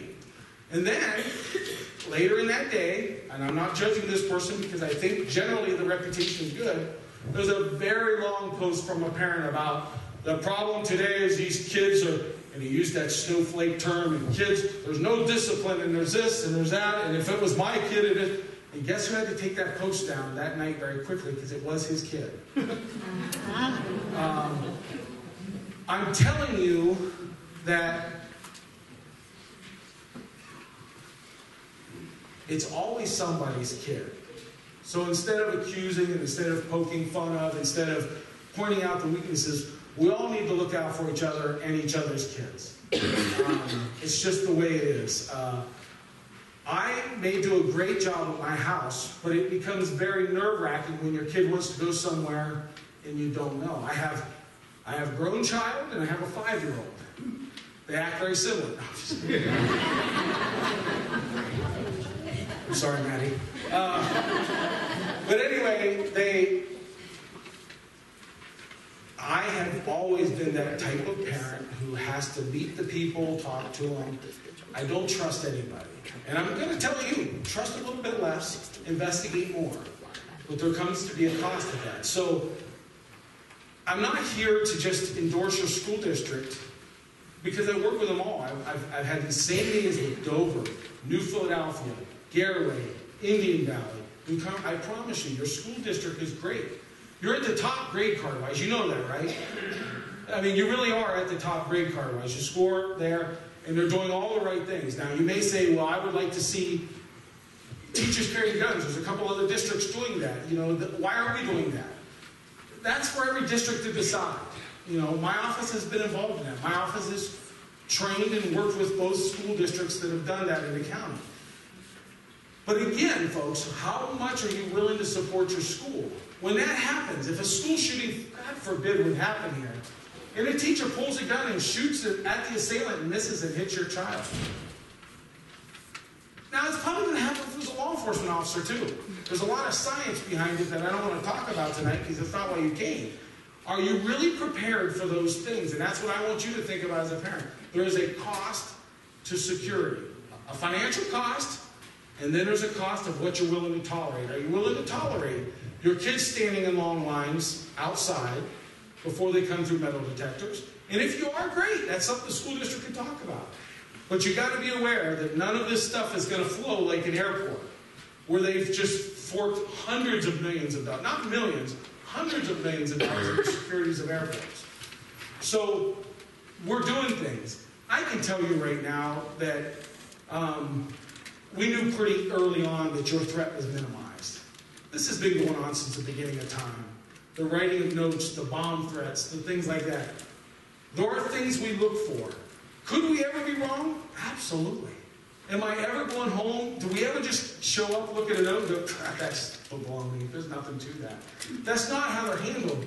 But I really don't think you want us emptying the schools every time a threat comes in either. So, when you think about that and think about what you want to do, think about what you're really going to be willing to pay. Not pay the week after a Florida shooting. Pay for years. Are you going to have the intestinal fortitude to stick with the plan once it's implemented? And that's what I'm asking you guys as parents to do. The other thing is, how many of you that are parents have talked to your kids, not only about school safety and what to do in a shooting, but how many of you talked to them about the importance of not writing stupid stuff, immature stuff on bathroom walls? I hope you have, because no matter how wonderful your kid is, they're kids for a reason, and their brains only function a portion of the time. Okay? And no matter how wonderful they are. They may have that bad day. I know I'm making jokes because, believe me, that's how I get through everything in life. But kids make bad decisions. It doesn't make them bad people. But you've got to intentionally sit down and talk to them about that. And you've got to go back to the days where we've got kids hearing, if you get in trouble at school, you're going to get in a lot more trouble at home. Not parents.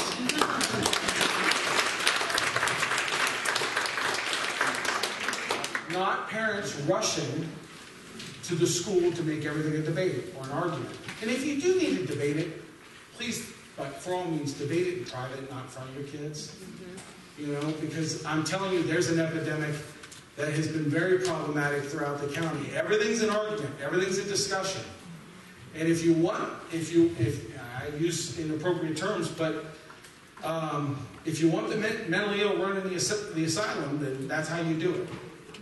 Somebody's got to be in charge, and we've got Mr. Murphy in charge of this district, and I'm telling you, I do truly support him.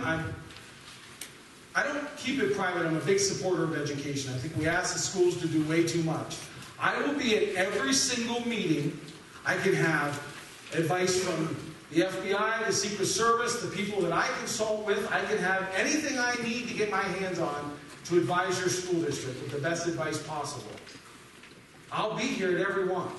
Every meeting they schedule, I'll be here to help try to make it better. I don't want you guys, I don't want to be that Florida sheriff on here talking about his deputies not running in the building. Are you kidding? What a nightmare. Well, what a shame, right? But guess who did? A coach with no gun chased away the bad guy.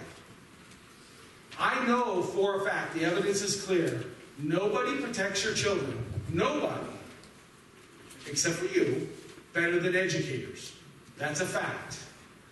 My son goes to preschool, goes to daycare. I have no doubt they will lay down their life. In Sandy Hook, teacher tried to shepherd 27 kids into a closet. They couldn't all fit. She couldn't get the door. And her life ended by turning and facing the shooter and taking the first bullets. She didn't do it cowering. Her body positioning when she died, she turned, she faced the shooter, she took the first bullets. They'll die with the kids. The kids here, the teachers here will do that for your kids. They don't even know it yet. They don't even know that for sure that they'll do it. Now, I get asked, am I for, I'm just going to ask it before somebody writes it down. Am I for teachers carrying firearms? First of all, the fact that I may be for it or against it doesn't matter. Your district's got to make a decision. As bad as it is, lawyers and insurance carriers have some say in that kind of thing as well. Am I for it? I am. Okay? But I want you to know that there's a few reasons why I'm for it, and it's not just as simple as you think. First of all, let's pretend that this is, right here is the incident. Someone walks in the door and opens fire on you all. Who's calling 911? Well, none of you are for a while because you're all going to run. Unless some of you have guns. And then you may you may fire back. But outside of that, you're all going to run. You're all going to be taking cover. Ain't nobody got time to dial 911, and that's the truth. That's real life. Nobody's calling 911. So if nobody's calling 911, how do I know to come? I don't know to come.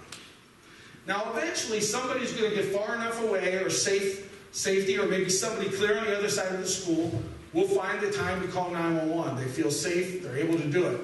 Now you've got to relay to the 911 dispatcher what's going on. They've got to relay to the officer, and the officer's got to drive. Let's put the deputy at the middle school. They're just waiting. They're just waiting to be told. They're right here at the middle school. Picture that scenario right now. Someone comes in and opens fire. You can't all call 911. I'm just shooting you one after the other. You're running for the exits. I know which way you're going to run, right? 1, 2, 3. You're not going to run that way because I'm closer than you. So I've got 2 places you're going to run. My targets are all going to be bunched up at the doors. It's easy picking. And no one's called 911 yet because you can't. Now, the deputy sitting over at the middle school doesn't know the shooting's going on. Does that sound unrealistic? The Chardon High School shooting had 2 state troopers right outside the door. Neither one of them knew the shooting took place until he was gone. You know, he fled the property. They never heard it. They never knew it. And were never engaged. Once again, who stopped that one? a coach chased a shooter out of the school. I know this from studying all of the active shooter incidents from the 60s on. Teachers are going to save your kids. We like to chew on teachers because we're angry. We're angry about the fact that kids are coming into school and shooting our kids. But I promise you, the people that are going to be there are going to be the educators. So there's the scenario. Now, the obvious thing you think about is, one, if you arm teachers, the response time is nil, right? There's no communication needed. If a teacher's across the hall in the library with a gun and they hear it, they're engaged, right? There's no waste of time. So that's the one you probably thought of. But here's why I'm in favor of arming teachers. In my sheriff's, by the way, there's 88 sheriffs. There's 86 sheriff's offices in Ohio and 2 departments. An office is someone who's elected, and a department is a department of county government. So Cuyahoga and Summit have different forms of government. The sheriffs can't agree. It's different in every area. But I'm in a rural area where I know your law enforcement may be coming from a long way off. I may have 3 to 5 deputies on a shift for nearly 600 square miles. Okay? I don't have 40 cars in inner city Cleveland. That's why there's a difference in every school district. But here's the real reason I support it. It comes down to 2 points. Teachers don't want it. They don't want to carry guns. They'll do it. Some of them will volunteer, but they don't want to carry guns. I can remember specifically when we had a meeting with Staley Technologies out here about improving doors many years ago. How many years ago was that? 6, 7 years ago, I don't know. And Mr. Murphy said to me, I will leave education before people will carry guns in my school. He doesn't probably remember that quote. I'm telling you, there's not a better superintendent anywhere. I know my feelings were very strong. Yes. And as I said, my thinking has changed. So, I'm telling you, that mentality is the kind of people I want carrying guns. I don't want cowboys. Yeah. I want people that can carry them, discreetly. Nobody should know. The student should know who's carrying it. And the other reason is this. I promise you, whether you believe it or not, you may not have the same faith in your teachers as I do. They will give their life for your kids. They will engage. They will engage, and they've done it in shooting after shooting after shooting. They will engage when they don't have guns. And they will engage when they do have guns. It makes them sick to their stomach with the idea of having to shoot a 14-year-old kid. But what makes them sicker is watching 30 others getting slaughtered. And they'll take care of business. Now, I think it's unfair. I think it's unfair for the exact reasons he put up there. We're already asking them to feed our kids breakfast and lunch. And in many of those cases, we're proud to help. And in many of those cases, it's not necessary. The parents are lazy. We're foreclosing on homes at the sheriff's office and selling them where they've got a $30,000 boat and 2 Harleys, but they won't sell them to pay their house payment. They would rather their kids lose their bedroom. I know how selfish parents can be.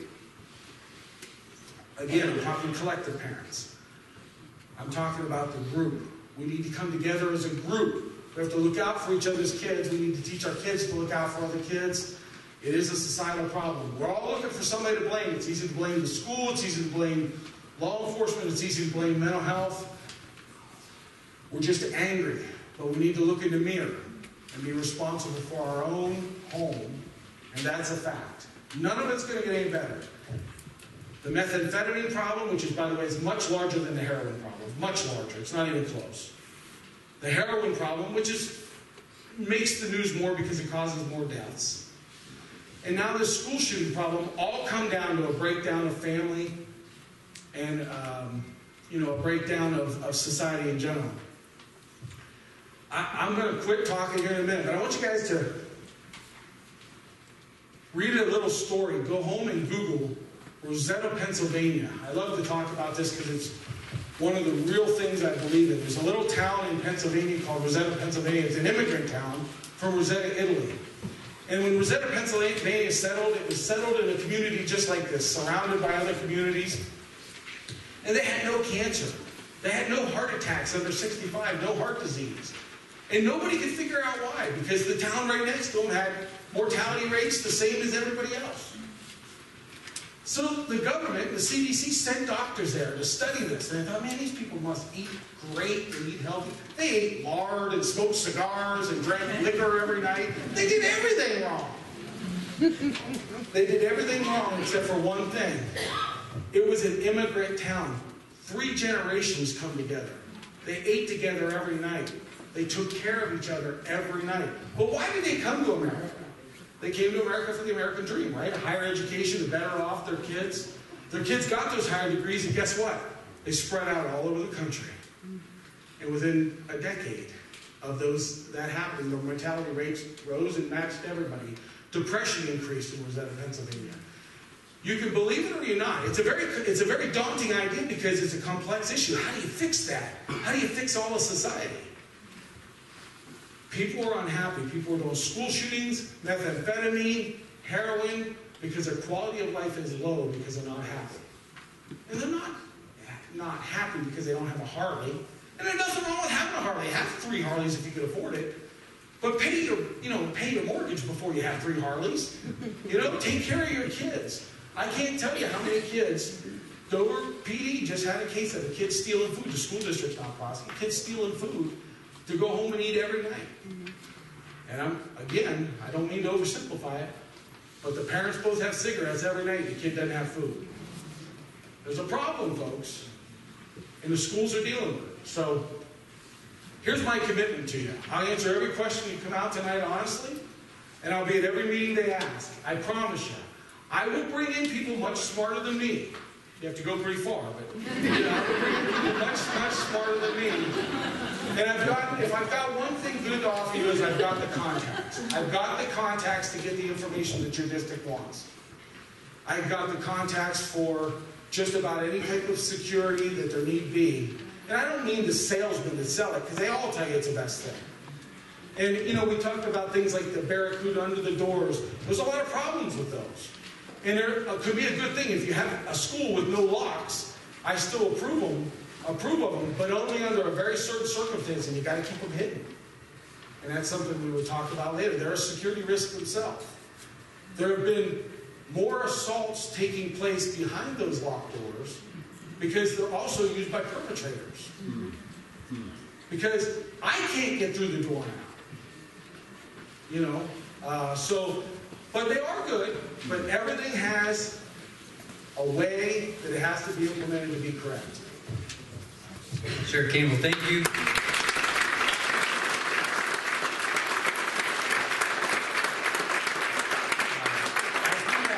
Here's what we're going to do to close. First of all, I trust that this has been helpful and informative and positive and meaningful. Secondly, I hope that you are walking away here tonight. You're not with the nitty-gritty, but you've got some general protocol procedures that you know that we operate by. The other thing is our commitment to continue to investigate, explore, and look at ways that we can tighten up and improve. We will never stop improving to the best of our ability, given the resources that we have. Right now, what we'd love to do, first of all, we are at the end.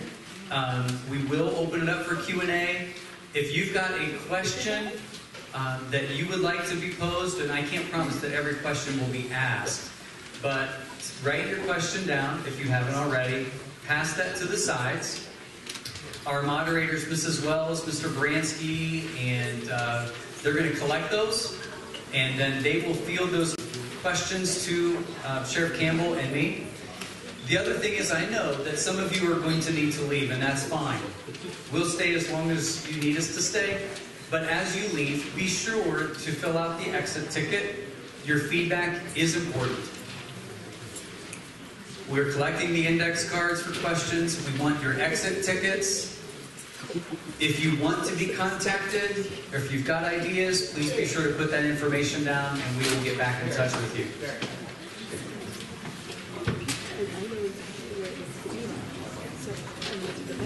And if you do need to go, I understand completely. Thank you very much for being here this evening.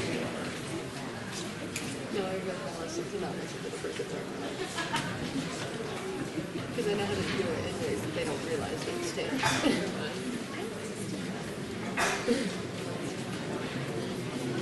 Mrs. Green, as you're writing some things down, I'm fielding one question from our board member, and it was about, do our substitute teachers, what do they know, and are they trained in any way in terms of the ALICE training and that kind of thing? Well, at the beginning of this school year, we offered, I didn't require it, but we offered, and we had a great response from both certified and classified substitute employees. And they came and they received an abbreviated training from Detective Fisher on what we talked about. And then our teachers work hard to try to, especially when they know that they're going to be out, they do their best to leave information. Some of them, depending on the length of time that they would be out, if it's a maternity or something like that, that substitute teacher may know my plan. They may know, in this room, this is what we would do, or this is where we would go, and that kind of thing.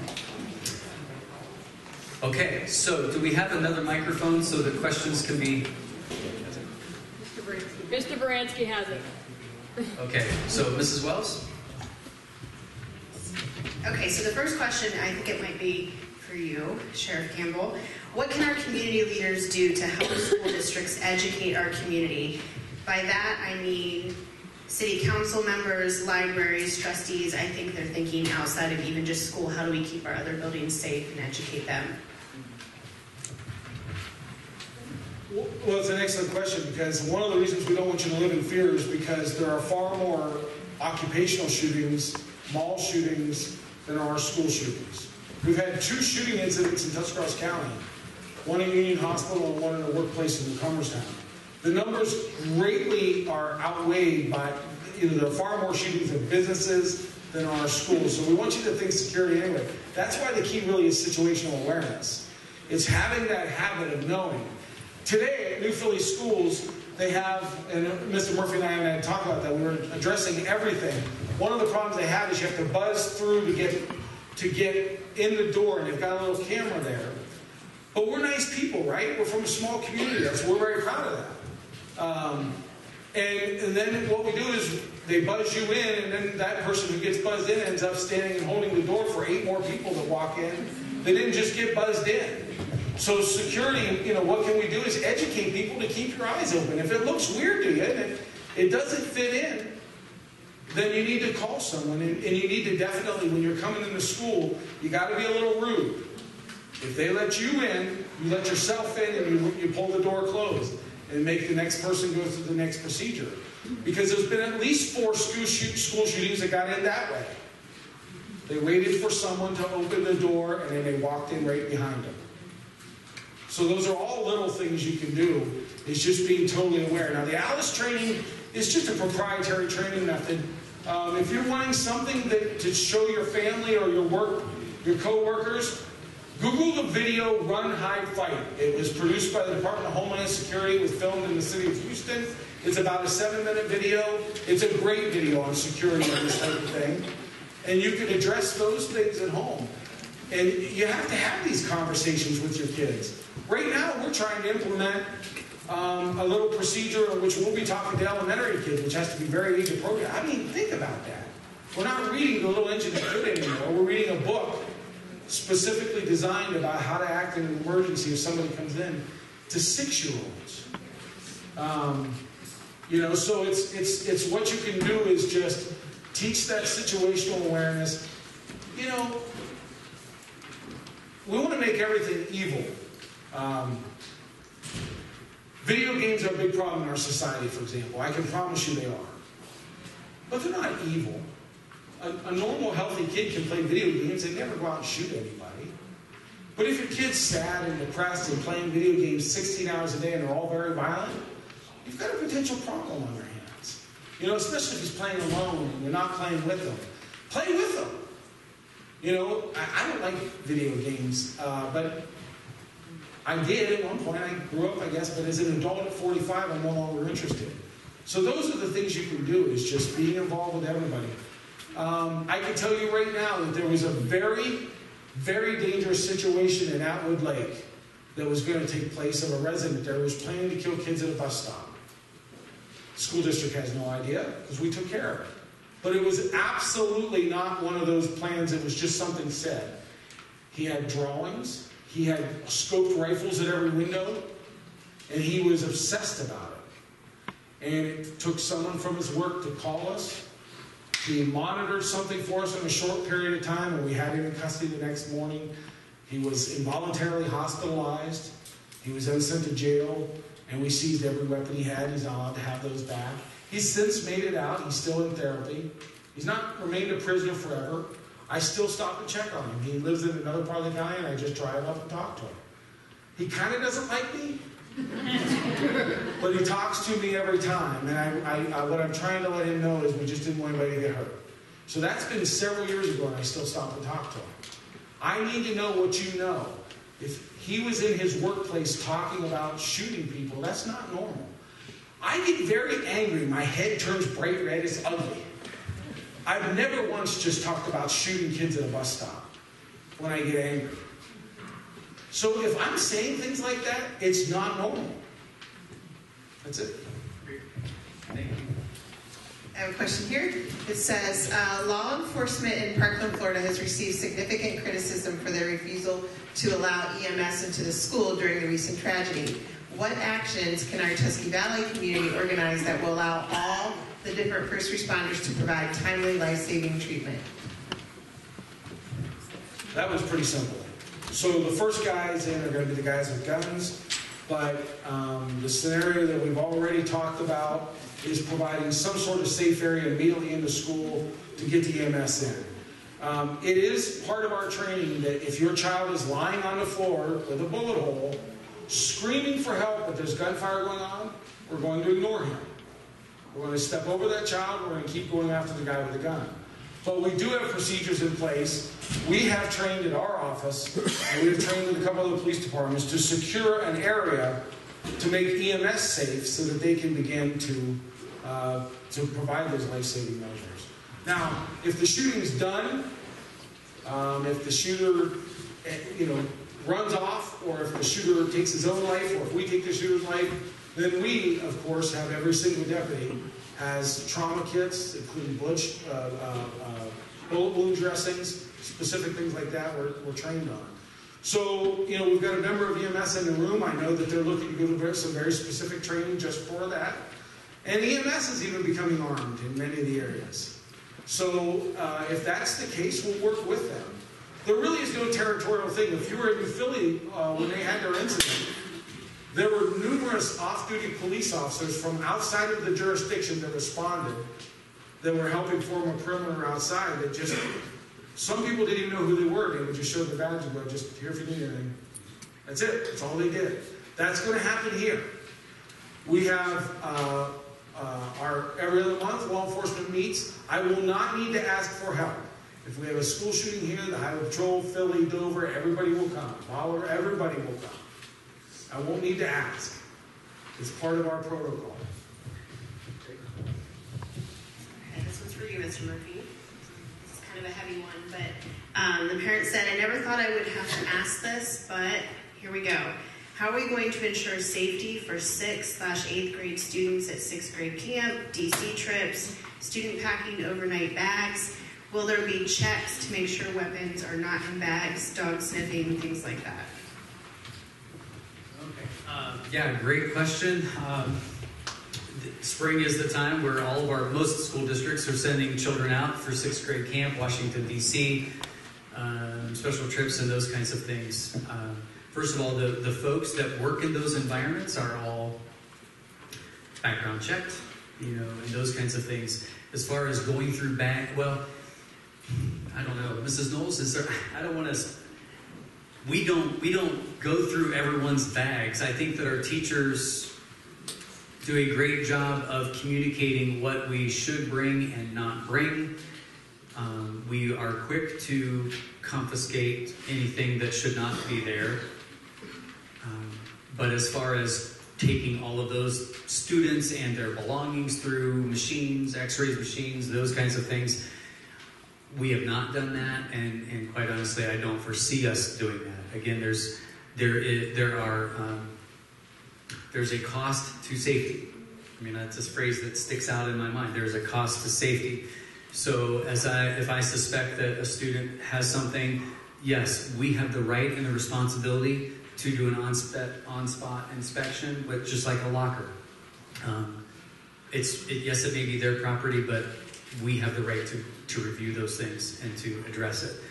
But deliberately taking every student and or his or her belongings through security. Well, first of all, in DC, everything is through security, right? I've gone on the DC trip. I will be going this spring on the DC trip. So our teachers and staff take care of business whenever we need to.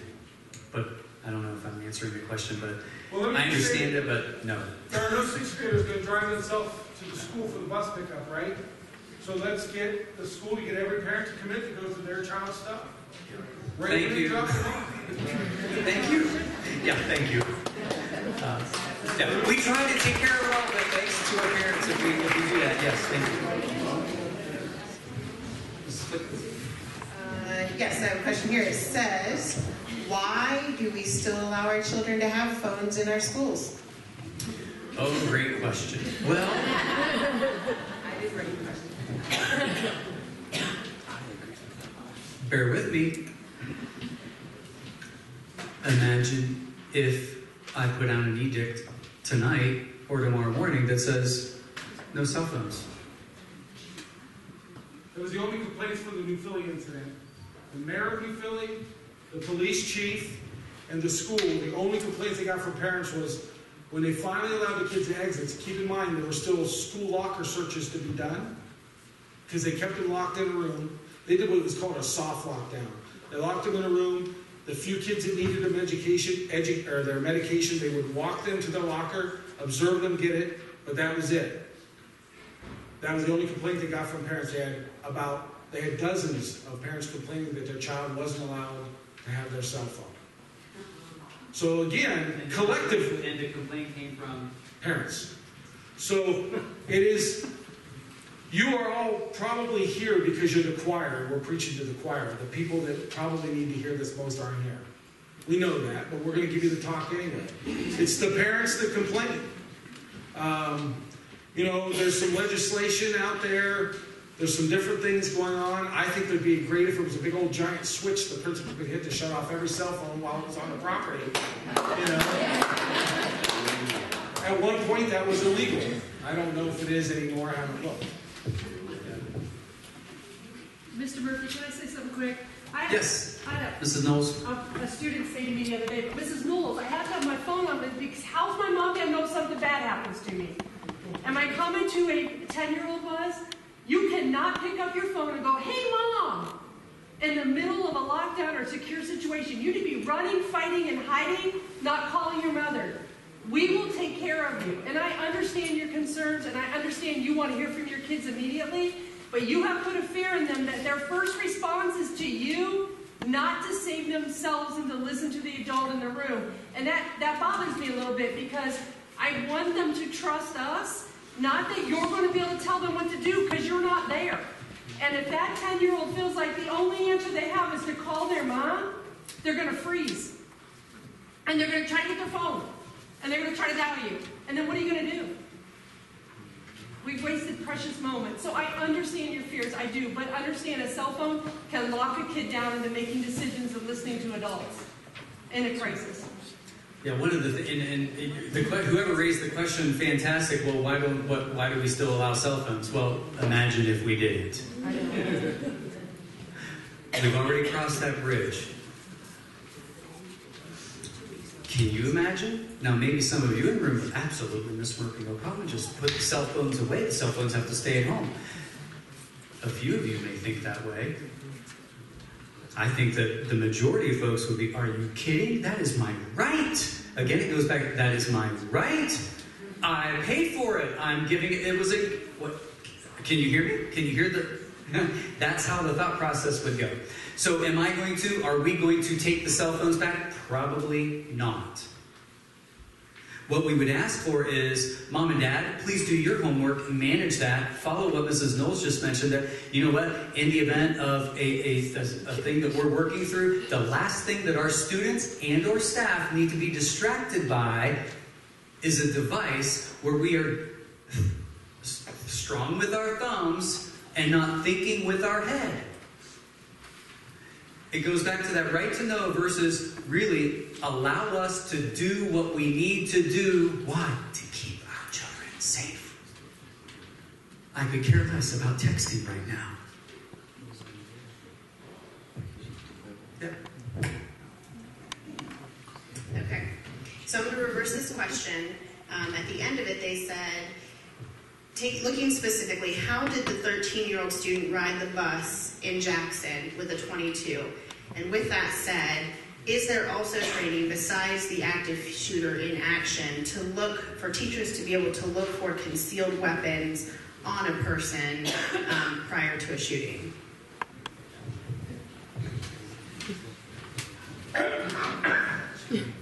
Well, he had it stuck down his pants. It's baggy clothing. When you hear police talk about baggy clothing being a security risk, that's why. I myself was making a drug buy numerous years ago, and an individual walked up, sold us drugs through the window of a vehicle, and then said, "Hey, do you need any guns?" Well, sure, I need some guns. It's just making a twofer. He leaves and walks back to an apartment here, comes back and delivers me a pistol and 2 rifles, both rifles down his pants. And I've got the entire thing on video, and you never would have known at all that he had a rifle down his pants by the way he walked. You can watch the video of the kid in Jackson. It was not noticeable.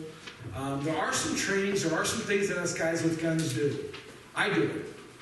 If they're wearing it on their side, under their shirt, if you're a CCW holder, if I pay attention to you, I can typically tell you pattern the way you held it, you're checking it constantly, you're giving little tugs to make sure it's supposed to be where it's at. But it's very difficult when you've got a bell ring and you've got, 300 people walking down a hallway at once. It's a lot easier when you can focus on one person.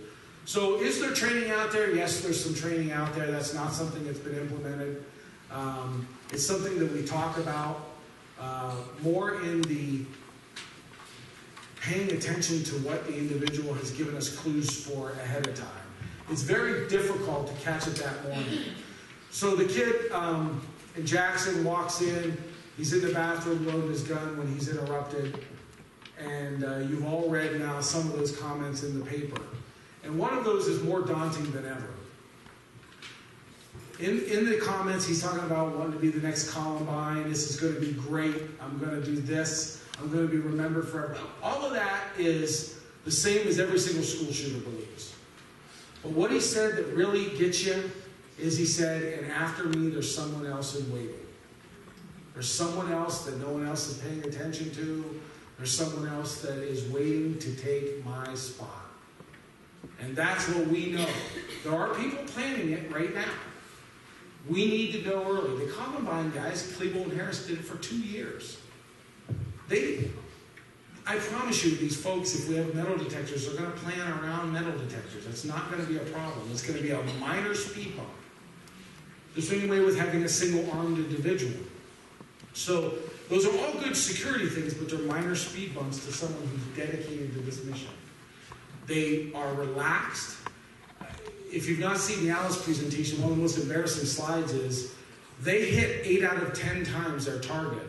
Law enforcement hits 5 out of 10. Now, why do you think that is? Are they better trained than we are? No. Their heart rate stays right where it's supposed to be. They're completely determined to die that day. That's part of the goal. They've made up their mind this is what they're going to do, and they're okay with it. When I hear it, my heart rate's going to go through the ceiling. I'm going to try to slow it down with breathing because that's what I'm trained to do. But all I'm going to be thinking about when I'm driving 140 to get here is, oh my God, I can't get there quick enough. I got to stop this. And my heart rate's going to be going through the roof. If you've ever watched the Columbine shooting, there's a one incident where a little girl's crying, and he says, look, she's begging for her life. Boom. And then he walks over and picks up a cup of orange soda or something in it, and very calmly takes a drink and sets it down and goes on shooting people. These are people that have given up on hope. And when they determine that they're going to come into a shooting, whether they have to shoot their way through like Sandy Hook, or whether they have to run through a metal detector, they're going to get a shooting started. How quickly can we mitigate what happens from there? So maybe that's a good idea. Maybe that's something when we do our refresher training, we can talk about some of those things on how the individuals are carrying guns. That was not part of the original Alice trainings to answer the question. Mr. Murphy, can I comment on that? Because I was the teacher that was on staff, and I was doing bus duty, and he was literally 5 feet away from me when he came out of that bathroom with that gun. We have 1,400 kids getting off of buses and coming in the various stores in our building. I'm out there with a cup of coffee doing my fist bumping to my students and greeting them good morning. I never saw him limp. That bus driver, he got on that bus with several other students. She never saw him limp. But you know who would notice if he was limping or not? His mother. He left a home with that gun. He left a home. He didn't leave the school with the gun. He left a home with that gun. That mother never saw her own son and the other two leave the house that morning. They were unsupervised. He can only make that plan. He can only bring the gun if it's available. In the Parkland shooting, he bought the gun legally. We all heard about that, right? But maybe you heard or didn't hear, he had swastikas painted on the magazines. That's a pretty big sign. Get in your kid's business. Now, you should not be suspected every kid that wants to have a gun as a hobby and target shooting, but he's probably learned that from you. You're probably involved in that. Keep the guns locked up, and if there's swastikas up painted on the gun, you've got a problem. And I'm not saying it couldn't happen. Who's saying he didn't do it the night before, and maybe that's the only night that they were on there? I don't want to criticize that parent for missing something, because we don't know how long they were on there, but those are the things you have to look for to know. Don't trust anybody, even your own kid. You're not supposed to trust them until they're like 25 and raised. They're supposed to be hound dogs until then.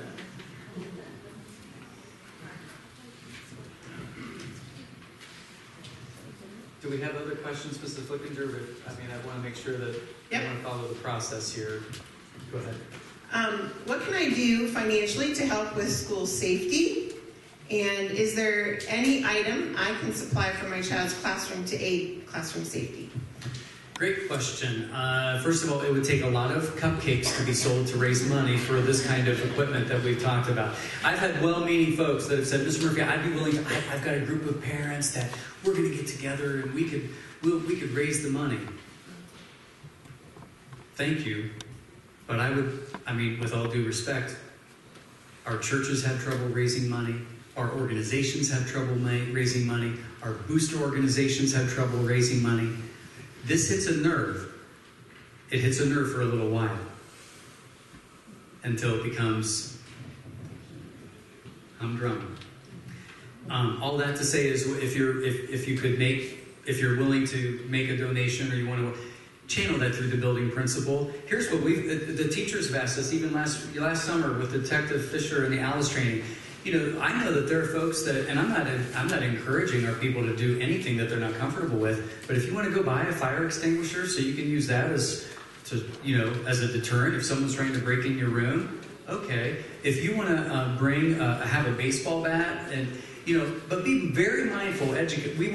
We are a school, so we want to be very mindful of, okay, the baseball bat really should not be like on the center of my desk that I'm banging it around and as a threatened thing, whatever, or a club, but it's the teacher or the students may even know, what, in that locker right over there is a baseball bat, and we know it, because why? It's a part of my plan, right? So, I don't know, it would take a lot of, there's a cost to the security. Am I going to be able to raise that on my own? No. Are we going to levy it? I don't know about that. Are a group of parents going to, get together and do a fundraiser to raise funds? It would take a lot of fundraising to do the kinds of things that were up on that board of ideas. So. The only thing I would add to that is just simply give the school district a little more time to figure out what plans they want to make to enhance it and then support those financially. If they make that commitment, they decide they're going to do something. Outside of that, there are some products for your kids. Again, talk to your kids about security. Talk to your kids about what they can hold up in front of them if gunfire started. There are some personal devices out there if you really feel the need. There's backpacks that are bulletproof. There's, I'm going to tell you, you're going to pay for them. But they're out there. And if it makes you feel better, those are good. Otherwise, I would say wait till the district comes together and figures out what enhancements they want to make and support those. And I don't mean support them just a little bit, support them wholly. Support them when you talk to your kids, support them when the neighbors running the district down, and if you know they're trying, support them, have their back, and truly be part of the solution. And the enhancements that we would consider are all going to be, again, carefully vetted with experts. It's not going to be a decision made solely by me or just blindly by the Board of Education. It's in consultation with others that know what they're talking about and can guide and lead us. Yep. Okay, so the final question that I have from this side tonight, there's lots of great comments that we can say for you to look through, but these two are combined specifically for Mr. Murphy and the building principals. One question is, do all the school classroom doors lock? That's one question in our schools. And two, how often are drills done in our schools? So two questions. Do all of the doors lock? Probably not. Again, you're looking at a building that's 90 years old and another building that's 85 years old, 20 years old, and 55 or 60 years old. Some of them, most of them, they are key. They worth their key. I believe most, if not all, of our teachers have keys to their rooms. Most of them have to exit the door to lock the door. So you have to walk in the hallway to lock the door. Is that the safest technique? Probably not. Are schools designed that way today? Probably not. Those are the kinds of things that we would need to take into consideration. How often are drills done? There's a standard for Ohio, and we have to keep track of all of those. We have to schedule and log and report all of the drills that we do, whether that's fire or tornado. We have to do one theoretical drill by law. We also have to do, I think it's one at minimum, help me if I'm missing this, one school safety drill, i.e. lockdown. But what we try to do is ramp that up. Now, each of our building principals schedule that according to what's happening across the building. Where are we in our schedules? When can we best take advantage of these types of opportunities, again, without creating unnecessary panic or chaos or fear? Any principal want to add to that? Go ahead, Mrs. Whitaker. Sure, I'll add to that. Of course, actually, we just had a staff meeting, and actually we invited Chief Randy of Bolivar Police to our meeting, and actually I'm telling you, he was actually very impressed with the input and thoughts that we shared and lists that we created, and with all of our staff ideas. So also, we certainly never, ever, ever want to, there's a fine line for us, especially at the age of our kids and even, the age of Mrs. Clement's kids. I get it. We're creating awareness and we want your kids to feel safe, but we also do not want to set your kid into panic. I don't want something that we've set at school for your kid to be losing sleep over the next week. So there is a fine line of awareness and creating panic, and we've talked about that a lot. And again, there's a whole different level of comfort even with each of us and what we're sharing. So we are really practicing and talking about and kind of starting to plant seeds, if you will. Now we're not talking about it all day. We're not in every situation as we walk down the hall, hey, this. But we may say, hey, what if we were here today and we needed to get out of the building quickly? So again, planting those seeds and creating awareness. So we did have a drill actually last week. Bolivar Fire and Police came, and actually we did a total walk through the building. They had some great questions. It actually also created some awareness for them as well. So I appreciate their support. You know what also is fascinating, and the building principals would attest to this, about maybe it was just a few days before the incident in Florida, I had sent a directive to our 4 building principals that within 2 weeks, I would ask that you have complete discretion if you want to do this as a whole staff, if you want to do this in small groups or team meetings or by department. But I want you to do a theoretical tabletop drill that you discuss with an active shooter in the building. And then 2 days later, we all know what happened. And I just thought that, so when you want to know, do we do the drills? Absolutely. Are we running them into the ground? I hope not. Are we doing them at a level that's distracting from what our main focus is? No. And that's where the building principals and their good judgment, I trust them. They do a wonderful job, and we do things strategically as a school district, but then they're the ones that are carrying it out at the building level in the best way that makes sense for that building, for their staff, and for our kids. But there's clearly consistency, like what Natalie is attesting to. Our kids are living this out, and we expand. We can have a very candid conversation with high school students that we would not be having at the primary school for very clear reasons. So anything else, Mrs. Wells? Over there? I have one good question here, and actually, Mrs. Knowles really kind of spoke to this as well. What is the most important thing that a parent should stress at home in regards to a lockdown situation? So the truth is, what Mrs. Knowles said exactly hits it on the head. Your child needs to be prepared to act. They have to have thought about it some. It cannot be the first time they've ever thought about it in that situation, so that's why we have drills. They cannot be thinking about calling you. You're not going to save them. That's part of the reason I still support teachers carrying firearms, because the sad part is, and what really kicks me in the gut is, I'm probably not going to save them either. I'm not going to get there in time. Part of the Alice presentation is showing slides of specific hallways where active shooters took place, and who died in this room, exactly how many were shot, how many died, and what those people did to try to save their life. Right across the hall, what did this room do? Right across from that one, there's an entire hallway examined from a real school shooting, actual numbers. What your kids do at the moment the shooting starts is what's going to determine if it saves their life. We know that. That's why we don't want them to just go hide. That may be their only option. They could be in a room stuck in a dead end of the building and there's no way out and they're stuck. And all they can do is hide and barricade desks up against. And that's one of the things we teach. Pile up those desks. Because even though desks are easy to knock down, it's going to take the killer a few seconds to get through them, and maybe we can mount an attack while he's knocking those desks down. It's all about increasing odds. So what can you do truthfully? Prepare your kids for that. Run. Tell them it's okay to run. Don't worry about getting in trouble about running away without permission. How to hide and to fight. And it's sad to think a 12-year-old could fight. But if a 12-year-old could point and spray a fire extinguisher and hit somebody on the head with a group, with that teacher, that's how you save lives. That's what's going to make a difference. And it's terrible to think about, but that's exactly what you need to do. Have your kids ready to act with aggression as a last resort and run as a first resort. Every year they're going to change classrooms, they're going to change buildings. Talk to them about where would you run.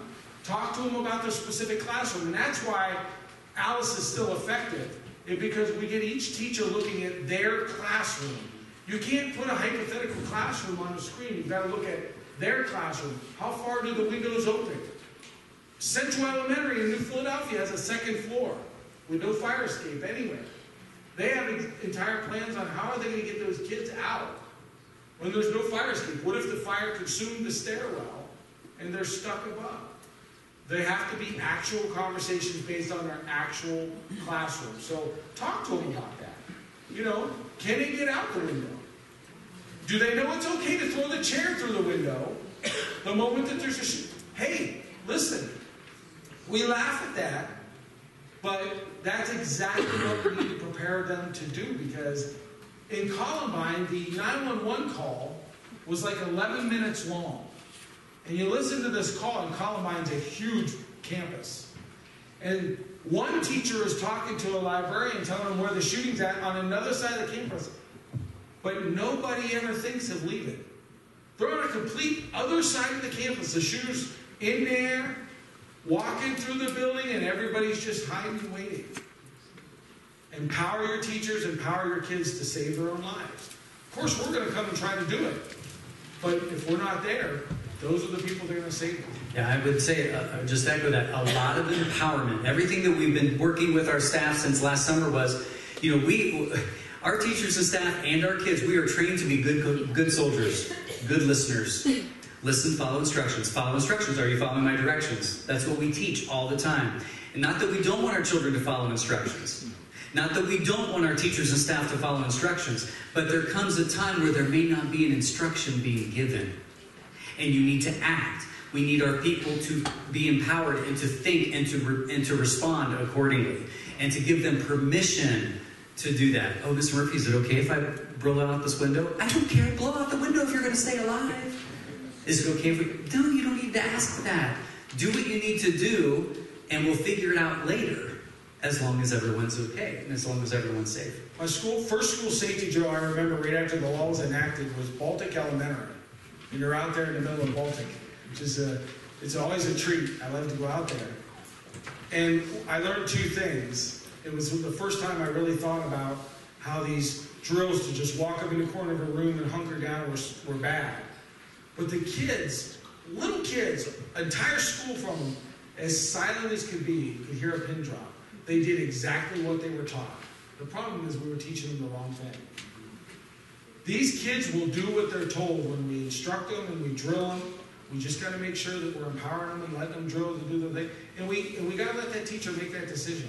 Every teacher, I mean, hypothetically in this school, every teacher could have a different plan of action based on where the shooter's at, what information they have, and what type of equipment they have in their room to act with. It's a lot different at Buckeye Career Center than it is here. You know, you've got labs and big garage doors and huge cabinets that you can barricade a room with, gigantic tool cabinets on wheels. We don't have that here, right? So it's different everywhere, and it's all about individual empowerment. And situational awareness, that's one of the things I really emphasize with our high school students. Being mindful of what's happening around you. Look around, pay close attention. And it's not about fear, it's not about panic, it's not about, being skeptical of everyone all the time. It's what's happening around me. Am I aware of who and what is happening around me? The environment that I'm in. If something were to happen in this restaurant, where would I go? We all have our heads down when we're on the airplane. And the flight attendant is giving very clear instructions that in the event that this plane goes down, or in the event, what are we all doing? Our heads are down. We're using our thumbs again. We're looking at a book. Are we really tuned in?